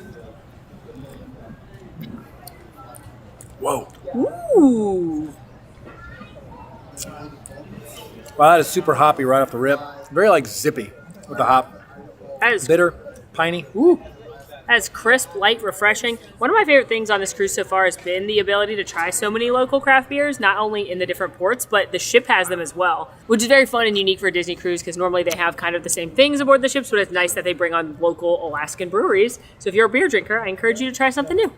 Our food has arrived. I got fish and chips. They actually had 3 different fish you could choose from: cod, halibut, or salmon. I went with the recommendation of the halibut. And then it comes with fries, slaw, and house-made tartare sauce. There's a lot of malt vinegar around here. I'm going to have to put an inappropriate amount on this. And I picked up the fish and rice bowl. This is with blackened halibut. There was, again, options for other fish. It could have been salmon, blackened or grilled for the rice bowl. So I went with the blackened halibut over a bed of rice. Comes with a side of soy sauce and tartare sauce. Oh, that's so flaky and good. Oh, my God. That halibut, light, buttery, flaky, cooked perfectly, blackened, so it does have a little bit of spice to it from the blackening seasoning. Nothing overwhelming, but just warms the tongue a little bit. And that teriyaki sauce is perhaps the least sweet teriyaki sauce I've ever had, but that's okay. It's tangy, and it perfectly balances the blackening seasoning. All this over some slaw and a bed of rice. It's so simple, but very tasty. I'm a really big fan of this. This fish and chips is delicious. It is less greasy than I'm used to with fish and chips, like from Epcot or Wizarding World. You can tell the fish is fresh. It's nice and mild, delicious. And if you're a seafood eater, you should definitely get some fish while you're here because, I mean, it was caught like right there and it's phenomenal. We went to a jewelry store and we bought jewelry made out of mammoth tusks. Feels appropriate. Yeah, it was cool. They had a mammoth tusk, but it was like $220,000. Appraised, yeah. The problem was too big to get in our luggage. Yeah, and I don't know how we would get it home. Yeah, definitely not $220,000. But mammoth jewelry, very cool. Yeah. Very cool. We have stopped at the Uncharted Alaska Distillery for some drinks. It's pretty wild. They create a number of spirits here, from vodka to an agave beverage, tequila, and whiskey, as well as gin. So I'm really interested to try this. That is a great variety. What'd you get? I got the Sled Dog, and it makes me think of Cool Runnings, which I did watch on the TV in our room the other night. It is a rosemary and citrus drink, and I got it with tequila. And I got the Old Fashioned. Surprise to no one. Cheers. That's really good whiskey. Ooh, that is light, refreshing. It's beautiful out here. Feels like the vibe of Ketchikan, if you don't have a big excursion booked, is walk around, eat, drink, and shop, which does kind of feel like the vibe at all these places, but it's the first time we're doing it. That's true. This is the most low-key day at port that we've had since getting on the boat. Yeah, but this is lovely. Welcome back on board the Wonder. Now, tonight, before we head to dinner at our regularly scheduled rotational dining at Animator's Palette, we are headed up to Palo, because on the Magic and the Wonder, as a pro tip, you can go to Palo when it opens at 6 p.m. and head to their bar, and if they have a server available, you will be able to order food to the bar at Palo. Now, from what we've heard, that only works on the Magic and the Wonder, but it might be worth at least trying or asking about on the other ships. But this is my view, and I am hoping that we'll change to a little bit of something classier once we are there at the Palo bar. I've been informed that this is indeed a classy dance. So, we ride to Palo for the evening. Now, while sitting at the Palo bar, we were able to order anything off of the full Palo menu. I should note that dinner is a little bit different than brunch. There is a prefix option, but the majority of choices are a la carte. We've done several Palo dinner reviews and have ordered almost this entire menu throughout our different cruise line videos, so I encourage you to watch those if you'd like to see what some of the different dishes are like. Menu highlights include a variety of salads like a caprese salad, soups like a Tuscan white bean soup. Of course, you've got pastas and pizzas, including their famous gnocchi and more of that iconic Palo pizza. And then you've got your proteins and your main entrees, including a variety of steaks, seafood, chicken, and more. Unsurprisingly, Palo has a great wine list. Make sure to talk to your server and the sommelier about a nice pairing. I went for a lovely glass of Prosecco. Alan went for a glass of red, and it was a great way to start the meal. A delightful surprise was that they started off our meal with an amuse-bouche. This was a gnocchi served in a mushroom sauce, and it was delightful. The gnocchi itself is that light, fluffy potato cloud pasta that just melts in your mouth, and the mushroom sauce beneath it was lightly earthy, but still very creamy. It was a perfect complement and quite the bouchy way to start your meal. Decided to start this pre-dinner dinner with one of my favorites, the baby arugula salad, which is arugula tossed in virgin olive oil, white balsamic vinegar, and big shavings of Parmesan Reggiano cheese. This is delicious. It is light, it is earthy, it is fresh. Cannot recommend this one enough as a light way to start your meal. It is just simple deliciousness, which is what I love about Palo. And to share, we got the prosciutto di Parma basil burrata pizza. And let me tell you, when this thing arrived looking beautiful, I felt the pressure of having to break up that burrata all over this pie and make sure everybody got an even chunk. This pizza was delicious. That burrata cheese was so delightful with that prosciutto across the cheese and crust. Wonderful way to start our dinner portion of the night. And to round out our meal, they brought us out an aperitif. Now, this was made with lemon sorbet and champagne for Molly and myself, but for Max, they made a virgin version of this, which was lemon sorbet, grenadine, and Sprite. And this was just a nice, light, and refreshing way to end one meal and then immediately go to our next. Now it was time for our second visit to Animator's Palette, but this time it was the animation experience, which none of us have done, not just Max. This was a first for all three of us, because this is an experience offered on just the longer cruises, and you get to actually bring a character to life around you. The meal starts by handing everyone a placemat, if you will, with certain outlined boxes, and they encourage you to draw a character with a couple rules. Obviously, you can't write anything foul on it. You need to fit it within the lines. And then after a few moments, our papers were taken, and we didn't know what kind of magic was going to happen. But let me tell you, it was worth the wait. Animator's Palette for night 2 does have a different menu than the first night you visit, with some of the appetizer highlights including the Malaysian chicken satay, a lobster bisque, a white cheddar and broccolini soup, and the regional inspiration of the porcini sacchetti, and entrees including an herb-crusted rack of lamb, a roasted filet of beef Wellington, or regional inspirations like the salmon steak or the chicken schnitzel.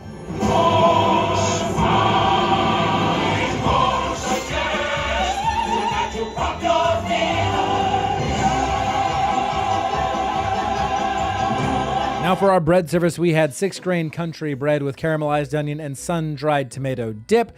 The bread was very crusty and dense, and the dip had some nice onion flavor, but it was offset by the citrusy richness of the sun-dried tomatoes. It was pretty nice. For my appetizer, I got the Malaysian chicken satay. This is grilled chicken skewers marinated in turmeric, chili, and coriander, served with a peanut sauce and cucumber. This was actually a highlight of my meal during this meal. The chicken was grilled very well. It was moist, not dry at all. Had some nice flavor from that turmeric and coriander. And when dipped in the peanut sauce, it was very rich. And the cucumber sauce on the side added some nice light acidity. I really enjoyed this and would 100% order it again. For my appetizer, I had the white cheddar and broccolini soup. They come with toasted baguette croutons, and this was delightful. A nice cheesy flavor with that little hint of the broccolini. I loved this as a starter. To start, I got the crisp romaine wedge salad, which was topped with feta cheese, Kalamata olives, tomatoes, cucumber, oregano, and a red wine vinegar dressing. This was a perfectly fine salad. It was a little too acidic for me with the red wine vinegar. There was a little too much of it, but I liked the big chunks of feta cheese. Overall, a fine salad. And for my main dish, since I wasn't starving from dinner number 1, I decided to go with a second appetizer, which was the porcini sacchetti pasta. This was pasta filled with porcini mushrooms, Swiss and fontina cheese, garlic, thyme, and a Prosecco wine sauce. Now, this is a regional inspiration, only available on the Alaska Cruise, and I was a little nervous that this was going to be better than my black truffle persets, which I love so much. The good news, it was not that good. The bad news, it was not that good. It was a little lackluster in flavor. I wanted that earthiness from the mushrooms, which there wasn't a ton of. I wish there was more cheese as well. So this was a fine ravioli-esque dish, but definitely not as good as persets. Is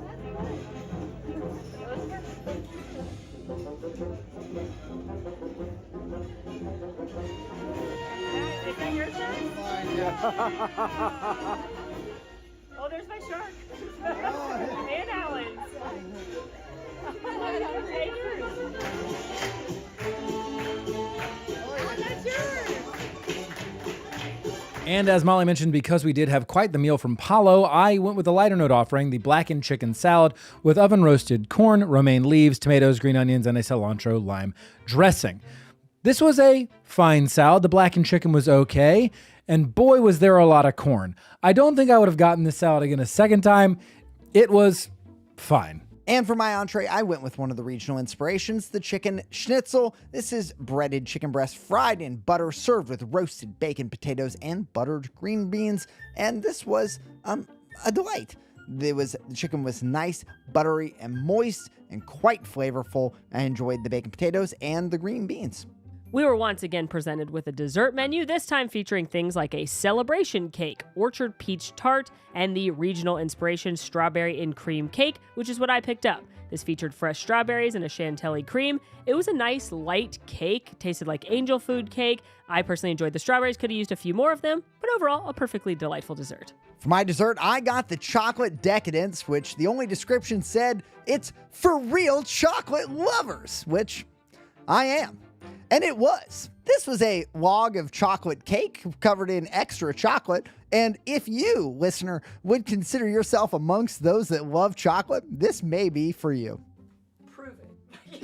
And for my dessert, I picked up the orchard peach tart, which is a warm almond peach tart with rich vanilla sauce and dulce de leche ice cream. The peaches were the highlight of this dish. They were nice and fresh and cooked well baked onto the top of the cake. The cake itself was a little crumbly, more crumbly than I would have liked, but it was saved by the dulce de leche ice cream, which was delicately sweet and not cloyingly so. Well, that was lovely. That was really cool. What a fun experience. And they don't normally do that because you don't normally go to the restaurant twice. Right? Yeah, Correct, that's yeah. like the second night experience. So first time for all of us. Very unique. Yeah. Very cool. And we're all equally good at drawing. We are. One of us isn't way better than everyone else. That's so nice of you, Max. About my drawing. About my shark. The shark was lovely. Molly absolutely crushed the shark. The shark was lovely. Now, we do have one more day aboard the Wonder. Tomorrow we have another day at sea, but it's also Alan's birthday. Happy early birthday. Happy early birthday to Alan. So we are not going to be filming, especially because we've already shown a day at sea. You've seen what the Wonder can be like. So we're going to take a day to just luxuriate and have a good time. But we are going to definitely share with you the end of cruise celebration and the character palooza. So enjoy that right now.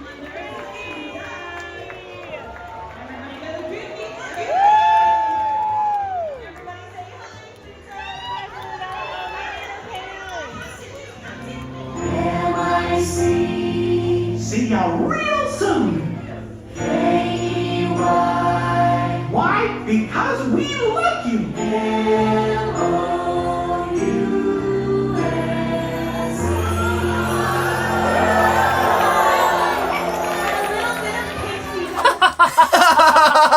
Oh, so many characters. That was characters. Wow, so many first characters. character palooza. Right. I'm so glad we got to meet Minnie Mouse, and also Goofy, I really liked Pluto. Same. Yeah. A great time all around.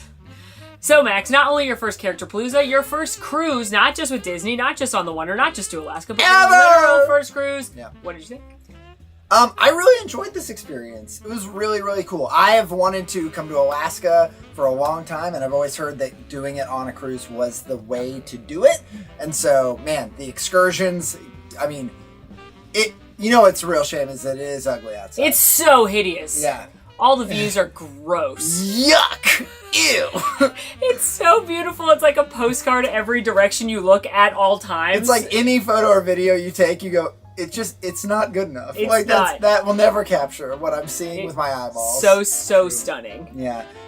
It's been so fun. I've really, really enjoyed getting to do it. I will say this, I think that the draw of this cruise for me was it being a destination. Yeah. And so while I've enjoyed my time on the cruise ship, this is a smaller cruise ship, as I've learned, or I knew, but you all have told me more about.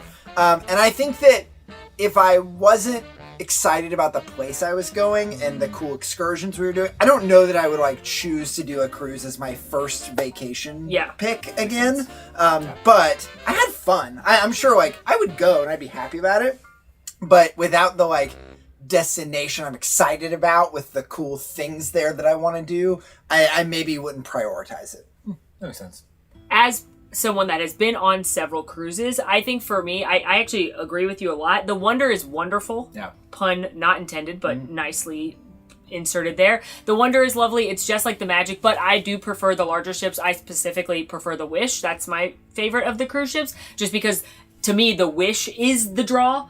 All the different themed lounges and the dining and the experiences aboard the Wish versus this cruise is the first one that we've booked so many excursions and different things at the different ports because, like you said, the draw for this cruise is Alaska. Yeah. Not as much the Wonder. The Wonder is just a wonderful bonus to going to Alaska. It's the vessel that gets you from place to place. Quite literally, the destination is the goal. With Disney service and Absolutely. all the touches Absolutely. that come with Disney, of course. Yeah. How did you guys feel about the food on board? I mean, I think for me at least, Animator's Palette was sort of par of the course. What you get at Animator's Palette is going to be fairly consistent across the majority of the ships that have that restaurant. The standout was Tiana's Place. Yes. Oh, yeah. Tiana's Place, by and large, took the cake above all else. And that goes for both nights. Both sort of the standard Tiana's Place evening and then Mardi Gras. I save one dish that I had ordered. Like it was far and away the best restaurant here. But definitely the vibes. Like absolutely. even outside of the food itself, I think the food on the ship was fine. Yeah. I guess would be my overall read. I'm gonna let you know, better than most cruise ships. There you go. Yeah. Okay. I don't have any frame of reference. My read is, I think at one point, Molly, you said, I compare this to sort of your average table service meal at a theme park, and I would agree that it is on par with your average table service meal at a theme park. But the vibes at Tiana's Place, immaculate. Out of this world. Yeah. And of course, for your extra cost restaurants like Palo, that's just stellar. The experience there is always premier. I can't say enough good things about that restaurant. I've not had a miss on the menu yet. I think overall this cruise has been wonderful and so unique. As someone who's been very lucky to go on a lot of different cruises in the Florida, Caribbean, Bahamas destinations, I think this one is truly so unique in what it offers. And it's definitely much more expensive than those cruises, and we definitely did pricier excursions, which I don't know that you have to do the Disney excursions, but we were talking about at dinner how nice it was that we just were able to book things and they were all great. Yeah. Versus I think if you wanted to not do the excursions but still have kind of that wild Alaska experience, you could do it, but it would require more research, a lot more planning, to scope out which companies you wanted to go to, find hikes and things of that nature. Also, let's be clear, like if this is a Disney trusted and vetted service, and they guarantee to get you back to the port on time to make sure that you make your on-time call. So I think both of those factors are huge if you are looking to really just sort of take the stress out of the travel when you are doing this, simply because it can be intimidating if you don't know what you're looking for in terms of those excursions when you get to the different ports of call. I will say this though, again, as a new cruiser, but having done this Alaska cruise, I can't imagine a world where we go to these ports and don't do something like that. Agreed. So, we spent some more time in Ketchikan today, some amount of time in Skagway, some amount of time in Juneau. And to be honest, like a lot of those downtown areas, because they are ports, feel very similar. It's a lot of gift shops, it's bars, it's eateries. Lots of jewelry stores. So many jewelry stores. And those are great, but like, the draw is seeing the whales and seeing the bears and seeing this unbelievably beautiful part of the country. Yeah. And so my advice is, whether you do it through a Disney vetted excursion, which may be on the pricier side, or you just find a beautiful hike. There were some around Skagway that were very accessible. Yeah. And you go and explore it on your own. Make sure you get out there, get beyond just that port of call city that you're in, and experience the unbelievable wilderness that is around you. So gorgeous. This is such a beautiful part of the country. I think very few places in the world look like this, and very few places are untouched like this, and it is honestly hard to put into words what the beauty of Alaska is like. And I've seen other forests. It's like it's like we said, everything looks like a postcard. Everything is so unbelievably beautiful that the draw of this experience is absolutely Alaska and the country. But one of the best parts we always say about coming on a Disney cruise ship is the crew. Yeah. The crew members make the magic. They are the pixie dust. We always like to give a shout out to the stellar crew members who helped make our experience wonderful. So that is no different here on the Disney Wonder, and these are the folks who really went above and beyond with us. First of all, we have Sandy and Sheila. They were our server and assistant server during our rotational dining experience. They were both incredibly lovely, had our preferences on lock, and knew them every night after the first night. Also, Rami at Crown and Fin, where we did lots of trivia and played lots of games. He was just a smiling delight every time we saw him. Cheryl was our room attendant, greeting us with wonderful towel animals every time we got back every evening. And shout out Cheryl, because we asked her today what her favorite one was, and honorary MamFam, it was the bear. Yeah, she doesn't know it, but she's a member of the MamFam. Yeah, she definitely is. Kay, who was our server at Azure when we went there every evening, both while we were recording and making the video, and when we just wanted to have a place to chill and relax as friends. She anticipated us every evening and often asked where we were if we weren't there on a time-to-time basis. So shout out to you, Kay. Thank you so much for being so welcoming. And also Sylvester at Palo. He was our server for brunch. He was also our server tonight when we just sat at the bar. Palo, always unbelievable service, and Sylvester was no different, making sure everything from accommodating Alan's allergy to making sure Max got a special non-alcoholic version of the toast drink tonight. Just above and beyond service. And so special shout out to all of these crew members who were just wonderful. And to be clear, these crew members are just a small representation of the incredible cast and crew throughout this ship and every Disney ship where the service standards are just so incredibly high, and they're all so wonderful. So thank you to all of you, because the crew members do make the magic. Hello, Future Max here.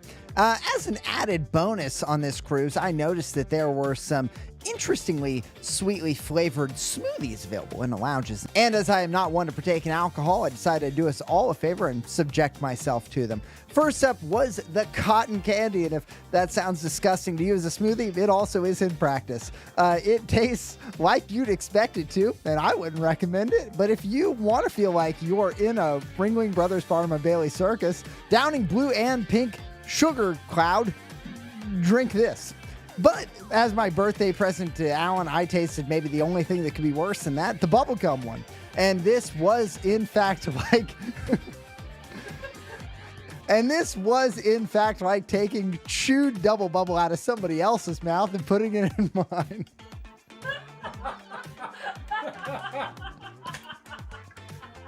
Well, that is a wrap on our Alaska cruise. That's wild. It was wild. It literally was wild. We saw a bear, we saw whales, we saw seals. Eagles, sea lions, salmon getting eaten by said bears. That's true. Salmon both jumping and being eaten different times, but lots of salmon. Lumberjacks.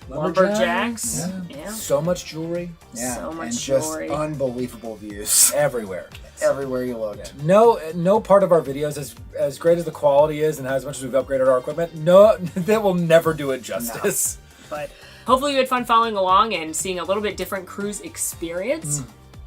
But until next time, friends, please be sure to like this video. Subscribe if you are new, follow us on all of our socials. And if you would like to join with the MamFam in the conversation about this or any of our other videos, please join us on Discord. We would love to have you there. The links for all that are down below. And until next time, friends, I'm Molly. I'm Alan. And I'm Max. And it has been magical. It has been wild. Wild. Guys, Kay's waiting for us. Kay is waiting for us. We gotta go to the pianos. We gotta go to Julie Pianos. We gotta go. Listen, it's been real. Bye.